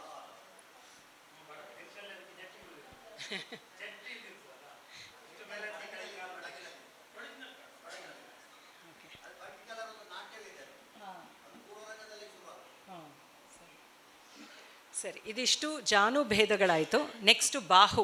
ಬಾಹುನ ಹೇಗೆಲ್ಲ ಬಳಸಬಹುದು ಅಂತ. ತಿರ್ಯಕ್ ಊರ್ಧ್ವಗತಂ ಚೈವ ತಥಾ ಚೈವ ಅಧೋಗತಃ ಆವಿದ್ದಶ್ಚ ಅಪವಿದ್ದಶ್ಚ ಮಂಡಲಂ. ಈ ಮಂಡಲ ಬಾಹು ಎಲ್ಲರಿಗೂ ಬೇಕಾಗಿರುವಂಥದ್ದು. ಎಸ್ಪೆಷಲಿ ಈ ವಾರ್ ಸೀನ್ಸಲ್ಲಿ ನಾವು ಇದು ಕೈನೇ ಆಯುಧ ಮಾಡ್ಕೊಂಡಿರ್ತೀವಲ್ಲ, ಕತ್ತಿನ ಹಂಗೆ ಬಳಸಲಿಕ್ಕೆ ಕೊಂಚ ಉದ್ಧತ. ನೈಸ್ಲಿ ಸ್ವಿಂಗ್ ಎಲ್ಲ ರೀತಿ. ಮತ್ತು ಹೀಗೆ ಬಳಸಬಹುದು. ಮತ್ತು ಇಲ್ಲಿ ಚಕ್ರ ಅಂತ ತೋರಿಸ್ಲಿಕ್ಕೆ ಫ್ರಂಟಲ್ಲಿ ಬಳಸಬಹುದು. ಸೊ ಇದನ್ನು ಮಂಡಲ ಬಾಹು ಅಂತ ಕರೀತಾರೆ. ಅಂಚಿತಃ ಕುಂಚಿತಶ್ಚೈವ ಪೃಷ್ಠಗಶ್ಚೇದಿ ಚೋದಿತಃ ಬಾಹು ಪ್ರಕಾರೋ ದಶದಾ ನಾಟ್ಯ ನೃತ್ಯ ಪ್ರಯೋಕ್ತೃಭಿಃ. ಸೊ ಇದು ಬಾಹುಭೇದ ಹೇಳ್ತಾರೆ. ಆಮೇಲೆ ನೆಕ್ಸ್ಟ್ ಬರೋದು ಸಂಗೀತ ರತ್ನಾಕರದಿಂದ. ಅದು ಹೆಚ್ಚು ಬೇಕಿಲ್ಲ ಅನಿಸುತ್ತೆ ಇವ್ರಿಗೆ ಅಲ್ವಾ ಸರ್? ಅದು ಏನು ಬೇಕಿಲ್ಲ, ಬಿಕಾಸ್ ಅದು ಅಷ್ಟು ಆ್ಯಂಕಲ್ಸು ಅದು ಎಲ್ಲ ಇವ್ರಿಗೆ ಪ್ರಯೋಗದಲ್ಲಿ ಬರಲ್ಲ, ಅದಕ್ಕೆ. ರೈಟ್. ಸರಿ, ನೆಕ್ಸ್ಟು ಉಪಾಂಗಗಳಿಗೆ ಮಾಡೋಣ. ಉಪಾಂಗಗಳ ಭೇದ, ಮುಖಜ ಉಪಾಂಗಗಳು ಅಂತ. ಫಸ್ಟು ದೃಷ್ಟಿ. ಸಮಂ ಸಾಚ್ಯಾನುವೃತ್ತೇತು ಆಲೋಕಿತ ವಿಲೋಕಿತೆ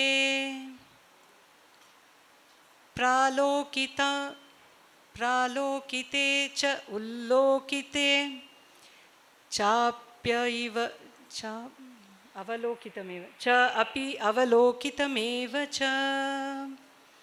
ಸೊ ಇಲ್ಲಿ ಸಮಂ ಸಾಚಾನುವೃತ್ತೇಚು ಆಲೋಕಿತ ವಿಲೋಕಿತೆ. ಆ ವಿಲೋಕಿತೆ ತುಂಬ ವಿಶೇಷವಾಗಿದೆ.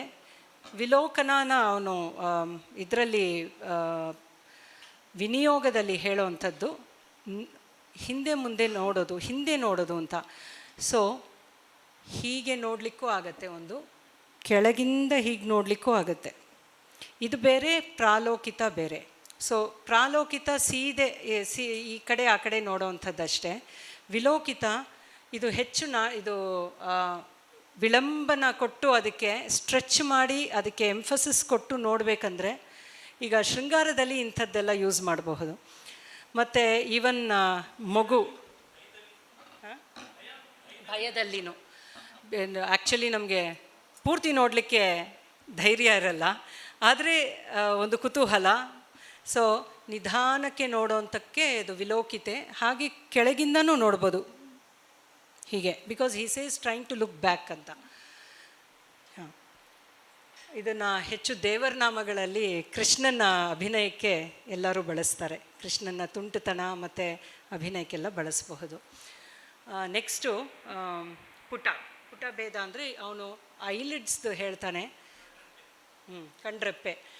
ಅದು ತುಂಬ ವಿಶೇಷವಾಗಿದೆ, ಯಾಕೆಂದರೆ ಇಲ್ಲಿ ಕಣ್ಣು ಜೊತೆನೇ ಬರಬೇಕು. ಕಣ್ಣನ್ನು ಬಿಟ್ಟು ನಾವು ಇದನ್ನು ಮಾಡಲಿಕ್ಕೆ ಆಗೋದಿಲ್ಲ. ಬಟ್ ಇದನ್ನು ಈ ಫೋಕಸ್ಸಿಂದ, ಈ ಪರ್ಸ್ಪೆಕ್ಟಿವಿಂದ ನೋಡಿದಾಗ ಕಣ್ಣನ್ನು ಬಳಸೋಂಥ ಯಾರು ಕಣ್ರೆಪ್ಪೆ ಮೂಮೆಂಟು ಗುರುತಿಸೋದಿಲ್ಲ. ನಾವು ಮಾಡಿದಾಗ ದೃಷ್ಟಿನೇ will steal the show. But ಈ ಪರ್ಸ್ಪೆಕ್ಟಿವಿಂದ ನೋಡಿದಾಗ ದೃಷ್ಟಿಗೆ ಇನ್ನೊಂದಷ್ಟು ಬಲ ಸಿಗತ್ತೆ ಅಂತ ಅನಿಸುತ್ತೆ. ಇನ್ಫ್ಯಾಕ್ಟ್ ಪದ್ಮಾ ಸುಬ್ರಹ್ಮಣ್ಯಂ ಅವರು ನಮಗೆ ರೆಕಮೆಂಡ್ ಮಾಡೋದು ಏನಂದರೆ ಕಣ್ಣನ್ನ ಹಿಂಗಿಟ್ಕೊಂಡು ದೃಷ್ಟಿ ಭೇದ ಮಾಡಿ ಅಂತ. ಅದಕ್ಕೆ ಸರಿ, ಅದು ಇದೇ ದೃಷ್ಟಿ ಭೇದನ, ಯಾಕೆಂದರೆ ರೆಪ್ಪೆ ಬಳಸದೆ ಪ್ಯೂಪಲ್ಸ್ನ ನಾವು ಕಣ್ಗುಡ್ಡೆನ ಚಲನೆ ಮಾಡೋವಂಥದ್ದು ಕಲಿಬೇಕು ಅಂತ ಹೇಳ್ತಾರೆ. ಆಮೇಲೆ ರೆಪ್ಪೆ ಜೊತೆ ಬಂದಾಗ ಅದು ಹೋಲಿಸ್ಟಿಕ್ಕಾಗಿ ಒಟ್ಟಿಗೆ ಬಂದುಬಿಡತ್ತೆ ಅಂತ ಅದನ್ನೊಂದು ಮಾಡಿ ತೋರಿಸ್ತೀವಿ. ಇದೇ ಸೇಮ್ ಸಮಂ ಸಾಚ್ಯಾನುವೃತ್ತೇತು ಆಲೋಕಿತ ವಿಲೋಕಿತೆ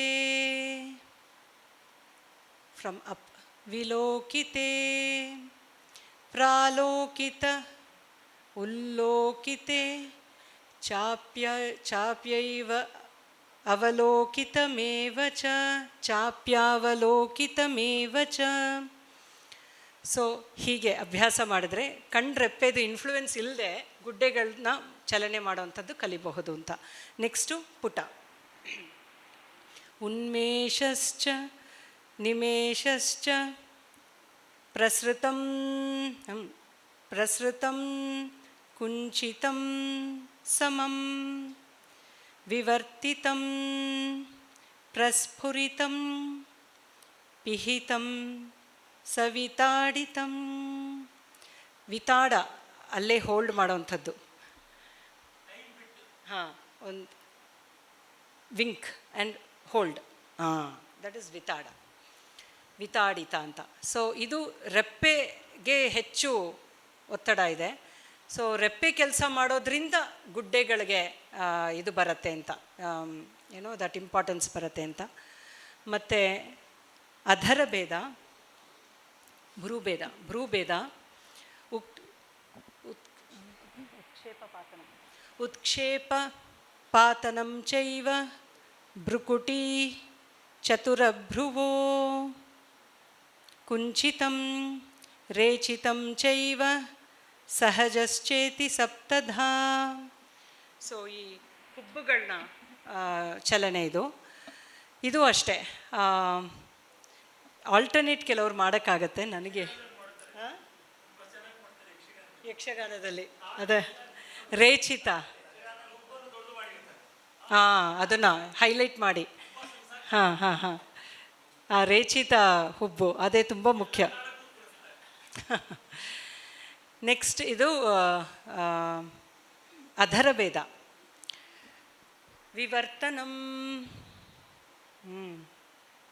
ವಿವರ್ತನಂ ಕಂಪನಂ ಚೈವ ವೆನ್ ಇಟ್ ಇಸ್ ಫ್ಲಟರಿಂಗ್. ವಿಸರ್ಗೋ ವಿನಿಗೂಹಣಂ ಸಂದಷ್ಟಕಂ ಸಮುದ್ಗಂಶ್ಚ ಷಟ್ಕರ್ಮಾಣ್ಯಧರಸ್ಯ ತು. ಸೊ ವಿವರ್ತನಂ ಬೀಳ್ಸೋದು, ಕಂಪನ ಮಾತಾಡೋದು, ವಿಸರ್ಗ ಸ್ಪ್ರೆಡ್, ವಿನಿಗೂಹಣ ಮುಚ್ಚೋದು, ಸಂದಷ್ಟಗ ಕಚ್ಚೋದು. ಸಮುದ್ಗಂಶ್ಚ, ಇವತ್ತು ಸೆಲ್ಫಿಗೆಲ್ಲ ಪೌಟ್ ಮಾಡ್ತಾರಲ್ಲ ಹಾಗೆ. ಷಟ್ಕರ್ಮಾಣಿ ಅಧರಸ್ಯ ತು. ಸೊ ಇದಿಷ್ಟು ಮುಖಜ. ಸೊ ಇದು ಅಂಗ ಸಾಧನೆಯ ಕ್ರಮ ಕೊಟ್ಟಿದ್ದಾನೆ. ಅಫ್ಕೋರ್ಸ್ ಭರತ ಇನ್ನೊಂದಷ್ಟು ಚಿಬುಕ, ಗಂಡ, ಮುಖರಾಗ, ನಾಸಿಕ ಎಲ್ಲ ಕೊಟ್ಟಿದ್ದಾನೆ. ಬಟ್ ಅದು ಪದ್ವಕ ರೀಕನ್ಸ್ಟ್ರಕ್ಟ್ ಮಾಡಿಲ್ಲ. ಆ್ಯಂಡ್ ಬಹುಶಃ I feel it is so difficult to reconstruct.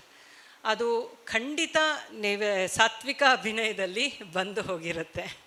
ಯಾಕೆಂದರೆ ಅದನ್ನು ಮ್ಯಾನಿಪ್ಯುಲೇಟ್ ಮಾಡೋಕ್ಕೆ ಇನ್ನೂ those muscles are very very soft and subtle. ಅದನ್ನು ಪ್ರತ್ಯೇಕವಾಗಿ ನಾವು ಅದನ್ನ ಮೇಲೆ ಕಂಟ್ರೋಲ್ ಮಾಡಬೇಕಂದ್ರೆ ಇವರು ಕಥಕಳಿನಲ್ಲಿ ಸ್ವಲ್ಪ ಸಾಧನೆ ಮಾಡ್ತಾರೆ ಅದರ ಬಗ್ಗೆ, ಎಸ್ಪೆಷಲಿ ಈ ಚೀಕ್ ಮಸಲ್ಸ್ದೆಲ್ಲ ಅವ್ರು ಸಾಧನೆ ಮಾಡ್ತಾರೆ. ಬಟ್ ಏನಂದ್ರೆ ಹಾಂ ಅರಳಿಸಿ ಎಲ್ಲ ಆಯಿಲ್ ಮಸಾಜು ಮಾಡಿಕೊಂಡು ನಿಮ್ಮಲ್ಲಿ ಕೂಡಿಯಾಟಮಲ್ಲಿ ಎಲ್ಲ ಮಾಡ್ತಾರೆ. ಬಟ್ ಭರತನಾಟ್ಯದಲ್ಲಿ ಇದರದ್ದು ಬಳಕೆ ಸಾತ್ವಿಕ ಅಭಿನಯದಲ್ಲಿ ಬಂದು ಹೋಗಿರುತ್ತೆ ಅಂತ ಹೇಳ್ತೀವಿ. ಅದು ಪದ್ವಕ ರೀಕನ್ಸ್ಟ್ರಕ್ಷನ್ ಅಂತಲೂ ಮಾಡಿಲ್ಲ. ಬಟ್ ಆ ಭೇದಗಳನ್ನ ನೋಡಿದ್ರೆ ಎಷ್ಟು ಸೂಕ್ಷ್ಮವಾಗಿ ಭರತ ಹೇಳಿದ್ದಾನೆ ಅದರಲ್ಲಿ. ಎಷ್ಟು ವಿಷಯಗಳಂದರೆ ಇದೆಲ್ಲ ಮಾಡ್ಲಿಕ್ಕೆ ಸಾಧ್ಯನಾ ಅಂತ ಅನಿಸುತ್ತೆ.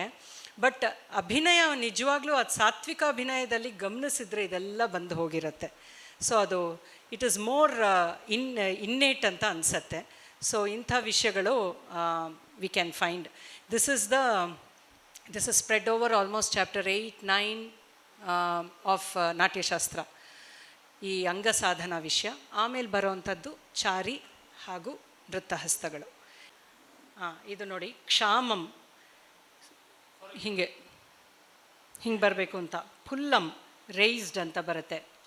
ಇದು ಇಂಜಾಯ್, ಪೂರ್ಣಂ ತುಂಬಿಕೊಂಡಿರೋವಂಥದ್ದು, ಕಂಪಿತಂ ಇದು ಅದರತ್ತಲ್ಲ, ಅದು ದುಃಖದಲ್ಲಿ ಹಿಂಗೂ ಮಾಡ್ಬೋದು. ಮತ್ತು ದುಃಖದಲ್ಲಿ ಇದೆಲ್ಲ ಅದರತ್ತೆ ನಮಗೆ ಅದು ಗೊತ್ತಾಗತ್ತಲ್ಲ. ಅತೀ ದುಃಖ ಇದ್ದಾಗ ಇಲ್ಲಿ ಲಿಪ್ಸು ಎಷ್ಟೇ, ಇಲ್ಲಿ ವಿ ಗೆಟ್ ದಟ್ ವೈಬ್ರೇಷನ್ಸ್. ಮತ್ತು ಕುಂಚಿತ ಕಾಂಟ್ರಾಕ್ಟೆಡ್ ಅದೇ ಇದು ರೇಂಜಸಲ್ಲಿ ಬಂದಿರತ್ತೆ. ಕುಂಚಿತ ಕಾಂಟ್ರಾಕ್ಟೆಡ್ ಅಂತ ಬರುತ್ತೆ ಇಷ್ಟೇ. ಚಳಿ ಜ್ವರ ಎಲ್ಲ ಆದಾಗ ಡಿಪ್ರೆಷನಲ್ಲಿ ಇದು ಬೀಳ್ಸೋದು ಬೇರೆ ಇರುತ್ತೆ, ಇದು ತುಂಬ ವ್ಯಥೆನಲ್ಲಿ. ಇದೇ ಚಳಿ ಜ್ವರ ಇದ್ದಾಗ ಇದು ಒಂಥರ ಸಪ್ಪಗಾಗಿರುತ್ತೆ, ಇದು ತುಂಬಿಕೊಂಡಿರೋಂಥ ಆ ಡಿಫ್ರೆಂಟ್ ರೇಂಜಲ್ಲಿ ಹೇಳ್ತಾನೆ. ಅದಕ್ಕೆ ಇದು ಸಾತ್ವಿಕ, ಸಮ ಏನೂ ಇಲ್ಲದೆ ಇರೋದು, ಶಾಂತವಾಗಿದ್ದಾಗ ಅಂದರೆ ಸಹಜವಾಗಿದ್ದಾಗ ಇದಿಷ್ಟು ಹೇಳ್ತಾನೆ ಅವನು. ಸೊ ಹಿ ಸೇಸ್ ಕ್ಷಾಮ, ಫುಲ್ಲ, ಪೂರ್ಣ, ಕಂಪಿತ, ಕುಂಚಿತ, ಸಮ ಅಂತ ಕೊಟ್ಟಿದ್ದಾನೆ. ಇದು ಗಂಡಂ ಲಕ್ಷಣಗಳು ಅಂತ ಹೇಳಿ. ಆ್ಯಂಡ್ ಪದ್ಮ ಅವರು ಇದನ್ನು ಗಮನಿಸಿದಾಗ ಹೇಳ್ತಾರೆ, ಆ ಲಕ್ಷಣದ ಎಷ್ಟೋ ಬಾರಿ ನಾನು ಇದೆಲ್ಲ ಓದ್ಕೊಂಡಾಗ ಡಿಫ್ರೆನ್ಸಸ್ ತುಂಬ ಸ್ಪಷ್ಟವಾಗಿ ಬಂದಿಲ್ಲ ಲಕ್ಷಣ ಹೇಳಿದಾಗ ಭರತ.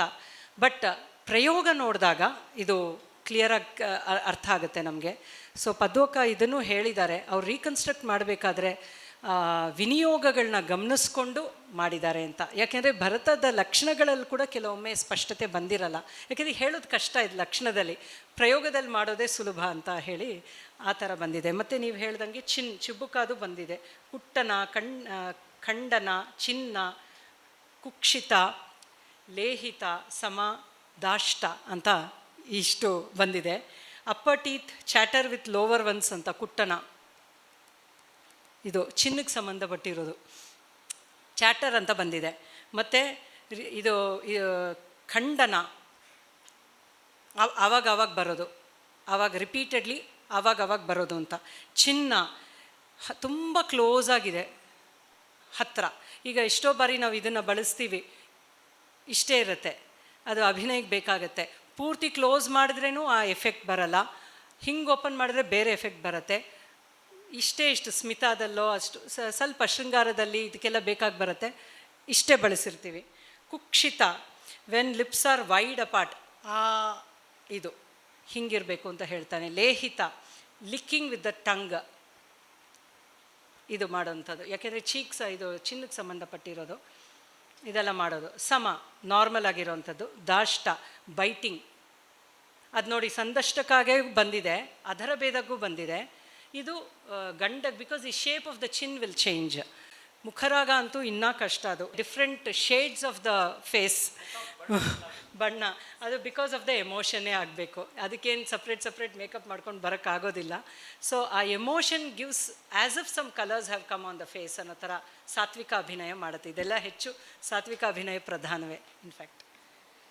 ನನಗೆ ಸ್ಪೆಸಿಫಿಕ್ ಆಗಿ ಈ ಮುಖದ ಭಾವದ ಸಾತ್ವಿಕ ಅಭಿನಯ ಹೇಳಿದೆ, ನಾನು ಹೇಳಿದ ಈ ಕೆಲವೆಲ್ಲ ವೆರೈಟಿಗಳು ಅಲ್ಲಿ ಕೆಲವರಲ್ಲಿ ಹೆಚ್ಚು ಕಾಣ್ತಿತ್ತು. ಈ ಭರತನಾಟ್ಯದಲ್ಲಿ ಕಥಕಳಿ ಮೋಹಿನಿಯಟ್ಟಂನವ್ರದ್ದು ಬೇರೆ ಇರ್ತದೆ, ಅದಕ್ಕೆ ಏನಾದರೂ ಸ್ಪೆಸಿಫಿಕ್ ಆಗಿ ಭರತನಾಟ್ಯದಲ್ಲಿ ಇದನ್ನೇ ಉಪಯೋಗಿಸ್ಬೇಕು ಅಂತ ಏನಾದರೂ ಇದೆಯಾ, ಅಥವಾ ಅದಕ್ಕೆ ನಮಗೆ ಅಲ್ಲಿ ಮನಸ್ಸಿಗೆ ಬಂದದ್ದು ನೀವು ಹೇಳೋದು ಮನಸ್ಸಿನ ಭಾವನೆಗಳನ್ನು ಹೊರಪಡಿಸೋದು. ಈಗ ಈ ಕೆನ್ನೆದಲ್ಲ, ನನಗೆ ಪದ್ದುವಕ್ಕ ಮಾಡುವಾಗ ಅವರು ಕೆನ್ನೆಯ ಮಸಲ್ಸ್ ಅಂದರೆ ಅವ್ರು ಹಾಗೆ ಇದ್ದಾರೆ, ಅದಕ್ಕೊಂದು ನಮ್ಮ ಮುಖ ಸಹ ಹಾಗೆ ಇರಬೇಕು ನಂಗೆ ಕಾಣೋದು. ಚಪ್ಪಟೆ ಮುಖ ಇದ್ದವರಿಗೆ ಪಾಪ ಏನು ಹೆಚ್ಚು ಮಾಡಲಿಕ್ಕೆ ಆಗೋದಿಲ್ಲ ಅಂತ ನಾನು ಎಣಿಸೋದು. ಈಗ ಈವನ್ ಜಾನಕಿ ರಂಗರಾಜನ್ ಮಾಡುವಾಗ ನಮಗೆ ಹೆಚ್ಚು ಅಭಿನಯ ನನಗೆ ಪರ್ಸನಲ್ ಆಗಿ ಆಗೋದಿಲ್ಲ. ಅದೇ ಪದ್ದುವಕ್ಕ ಸುಮ್ಮನೆ ನಿಂತರೂ ಸಾಕು, ಮೀನಾಕ್ಷಿ ಶ್ರೀನಿವಾಸ ಸುಮ್ಮನೆ ನಿಂತರೂ ಸಾಕು, ಅವರೊಂಥರ ದೇವತೆ ಹಾಗೆ ನಮ್ಗೆ ಕಾಣ್ತಾರೆ. ಅದಕ್ಕೆ ನಮ್ಮ ವ್ಯಕ್ತಿತ್ವ ಸಹ ಪೂರಕ ಆಗಬೇಕು. ಅಲ್ಲ, ಅಭಿನಯದಿಂದ ಏನು ಸಾಧಿಸ್ಬೋದು ಹೌದು, ಆದರೆ ಕೆಲವ್ದು ಬೇಗ ಇಂಪ್ರೆಸ್ ಆಗ್ತದೆ, ಕೆಲವ್ರದ್ದು ಆಗೋದಿಲ್ಲ. ಮತ್ತು ಕೆಲವರು ಮಾಡುವಾಗ, ಈಗ ಕೆಲವು ಭರತನಾಟ್ಯದವರು ಮಾಡುವಾಗ ತುಂಬ ಅಭಿನಯ ಮಾಡುವಾಗ ಅದೊಂಥರ ಕೇರಳದ ಮೋಹಿನಿ ಅಟ್ಟಂ ಎಲ್ಲ ಎಫೆಕ್ಟ್ ಆಗ್ತದ ಅಂತ ಇರ್ತದೆ. ಆ ಮಾಡೋದೇನ ತಪ್ಪ. ಕೆಲವರು ಹೇಳ್ತಾರೆ ಈಗ ಅದಕ್ಕೆ ಪದ್ವಕ್ಕ ಭರತ ನೃತ್ಯ ಅಂತ ಹೇಳಿಬಿಟ್ಟಿದ್ದಾರೆ, ಅದು ಲೈಕ್ ಡೆಫಿನೇಷನ್ ಅವರು. ನಮಗೆ ಕೆಲವರು ಮಾಡುವಾಗ ಇದು ಭರತನಾಟ್ಯದಲ್ಲಿ ಮಾಡೋದಿಲ್ಲಲ್ಲ, ಇವರು ಇಲ್ಲಿ ಮಾಡ್ತಾರಲ್ವ ಅಂತ. ಅಂದರೆ ಕಾಮನ್ ಆಗಿ ಮಾಡೋದಿಲ್ಲ ಯಾರು ಸಹ, ಆದರೆ ಕೆಲವರು ಸ್ಪೆಷಲ್ ಆಗಿ ಮಾಡುವಾಗ ಆ ಕೆನ್ನೆಯದ್ದೆಲ್ಲ ನಮಗೆ ಸ್ಪಷ್ಟವಾಗಿ ಕಾಣ್ತದೆ. ಇದೇನಾದರೂ ವ್ಯತ್ಯಾಸ ಉಂಟಾ, ಅದು ತಪ್ಪ, ನನಗೆ ಕಾಣೋದು ತಪ್ಪ ಅಂತ ಗೊತ್ತಿಲ್ಲ. ಸರ್ ಹೇಳ್ದಂಗೆ ಮನಸ್ಸಿಗೆ ಮುಟ್ಟಿ ಅದು ನಾವು ತುಂಬ ಇನ್ವಾಲ್ವ್ ಆಗಿ ಎಂಜಾಯ್ ಮಾಡಿಬಿಟ್ಟಿದ್ರೆ ಯಾವತ್ತೂ ಯಾಕೆ ಎಂಜಾಯ್ ಮಾಡಿದ್ವಿ ಅಂತ ಪ್ರಶ್ನೆ ಕೇಳಲ್ಲ ನಾವು. ಸೊ ಪ್ರಶ್ನೆ ಬರ್ತಾ ಇದೆ ಅಂದರೆ ಅಲ್ಲಿ ಎಲ್ಲೋ ಒಂದು ಕಡೆ ಅದು ಅಪೂರ್ಣವಾಗಿದೆ ಅಂತ ಅನ್ಕೋಬೇಕಷ್ಟೇ. ಇದು ಮಾಡೋದು ಮಾಡದೇ ಇರೋದು ಒಂದು ಮಟ್ಟದ ತಪ್ಪು ಇಲ್ಲ ಅಂತ ಹೇಳೋಕ್ಕಿಂತ ಮೋರ್ ಇಂಪಾರ್ಟೆಂಟ್ ಅದರಿಂದ ಪರಿಣಾಮ ಏನಾಯಿತು ಅಂತ. ಅದು ಚೆನ್ನಾಗಿದೆ ಅಂತ ಅನಿಸಿದ್ರೆ ಯಾವ ಕಲೆನೂ ಒಂದಷ್ಟು ಚೆನ್ನಾಗಿರೋದನ್ನು ಅಲೌ ಮಾಡುತ್ತೆ ಅಂತ ಅನಿಸುತ್ತೆ. Grammar is after all meant for giving an impact. So ಅದು ಚೆನ್ನಾಗಿದೆ ಅಂತ ಅಂದಿದ ಮೇಲೆ ಖಂಡಿತ ತಪ್ಪಲ್ಲ ಅಂತ ನನ್ನ ಅಭಿಪ್ರಾಯ. ಚೆನ್ನಾಗಿಲ್ಲ ಅಂದಾಗ ಯಾಕೆ ಚೆನ್ನಾಗಿಲ್ಲ ಅಂತ ಪ್ರಶ್ನೆ ಮಾಡಿಕೊಂಡು ಅದನ್ನು ಸರಿ ಮಾಡ್ಕೊಳ್ಳೋದು ಹೇಗೆ ಅಂತ ನಾವು ಯೋಚನೆ ಮಾಡಬೇಕು. ಚೆನ್ನಾಗಿದೆ ಅಂತ ಏನೂ ಮಾಡೋಕ್ಕಾಗಲ್ಲ ಅನ್ನೋ ಒಂದು ಸಮಸ್ಯೆ ಇದೆ, ಅದು ಪ್ರತಿಭಾ ಅವರ ಪ್ರಶ್ನೆ. ಹೌದಾ? ಅಂದರೆ ಅದರದೊಂದು ಮರ್ಯಾದೆ ಅಂತ ಇರುತ್ತಲ್ಲ, ಆ ಮರ್ಯಾದೆಗೆ ಅವಕಾಶ ಇದೆಯಾ ಅಂತ. ಅದೇ ಚೆನ್ನಾಗಿದೆ ಅಂತ ಹೋಗೋ ತನಕ ಏನೆಲ್ಲ ಮಾಡೋಕ್ಕೆ ಸಾಧ್ಯನೋ ಮಾಡಬೇಕು. ಚೆನ್ನಾಗಿದೆ ಅಂತ ಆಗಿದ ತಕ್ಷಣ ಕೈ ಮುಗಿಬೇಕು ಅಷ್ಟೇ. ಇಲ್ಲ, ಅದು ಫಾರ್ಮ್ ಅಂತ ತೊಗೊಂಡ್ರೆ ನಮ್ಮ ಪ್ರಾಕ್ಟೀಸಿಂಗ್ ಟ್ರೆಡಿಷನ್ಸಲ್ಲಿ ಎಲ್ಲದಕ್ಕೂ ಒಂದಷ್ಟು ಕ್ರಮ ಬಂದಿದೆ.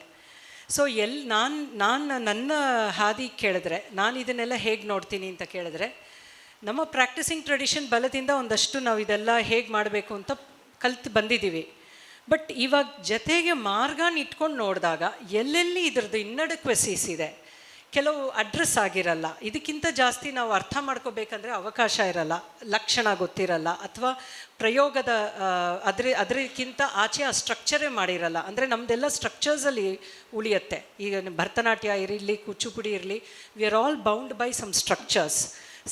ಸಮ್ಟೈಮ್ಸ್ ಏನಾಗುತ್ತೆ, ಸ್ಟ್ರಕ್ಚರೇ ಲಿಮಿಟೇಷನ್ ಆಗಿರುತ್ತೆ. ಸೊ ಇಂಥದ್ದು ನಮಗೆ ಆದಾಗ ನಾವು ಮಾರ್ಗನ ಪಕ್ಕದಲ್ಲಿ ಇಟ್ಕೊಂಡು ನೋಡಿದಾಗ ಇನ್ನೇನು ಮಾಡಬಹುದು ಅನ್ನೋದು ಕ್ಲಾರಿಟಿ ಸಿಗುತ್ತೆ. ಅದನ್ನು ಮಾಡ್ತಾ ಹೋಗಬಹುದು ಅಂತ ಅವಕಾಶ ಇದೆ. ಸೊ ಅವಾಗ ಅದನ್ನು ಇನ್ನೂ ಚೆನ್ನಾಗಿ ಆಗ್ತಾ ಬರುತ್ತೆ. ಇವರೆಲ್ಲನೂ ಹಾಗೆ ಮಾಡಿರ್ತಾರೆ. ಏನು ಗೊತ್ತಾ, ಆಫ್ಟರ್ ಒನ್ ಪಾಯಿಂಟ್ ಒಂದು ಅಭ್ಯಾಸ ಮಾಡಿ ಒಂದು ವಿಸ್ಡಮ್ ಅಂತ ಬಂದಿರುತ್ತೆ, ಬಾಡಿ ವಿಸ್ಡಮ್ ಅಂತ ಒಂದಿರುತ್ತೆ, ಮೈಂಡ್ ಮೆಚುರಿಟಿ ಅಂತ ಒಂದಿರುತ್ತೆ, ಬುದ್ಧಿನಲ್ಲಿ ಒಂದಷ್ಟು ವಿವೇಕ ಅಂತಿರುತ್ತೆ. ಇದೆಲ್ಲ ಜೊತೇಲಿ ಆಪರೇಟ್ ಮಾಡಿದಾಗ ಅದೇನೋ ಅದ್ಭುತಗಳು ನಡೆದಿರುತ್ತೆ ಅವ್ರಿಗೆ. ನೀವು ಹೇಳ್ತಾ ಇರೋವಂಥ ಸಿದ್ಧ ಕಲಾವಿದರು ಯಾರು ಇರ್ತಾರೆ, ಒಂದು ಮೆಚುರಿಟಿಯಿಂದ ಅದು ಬಂದಿರುತ್ತೆ.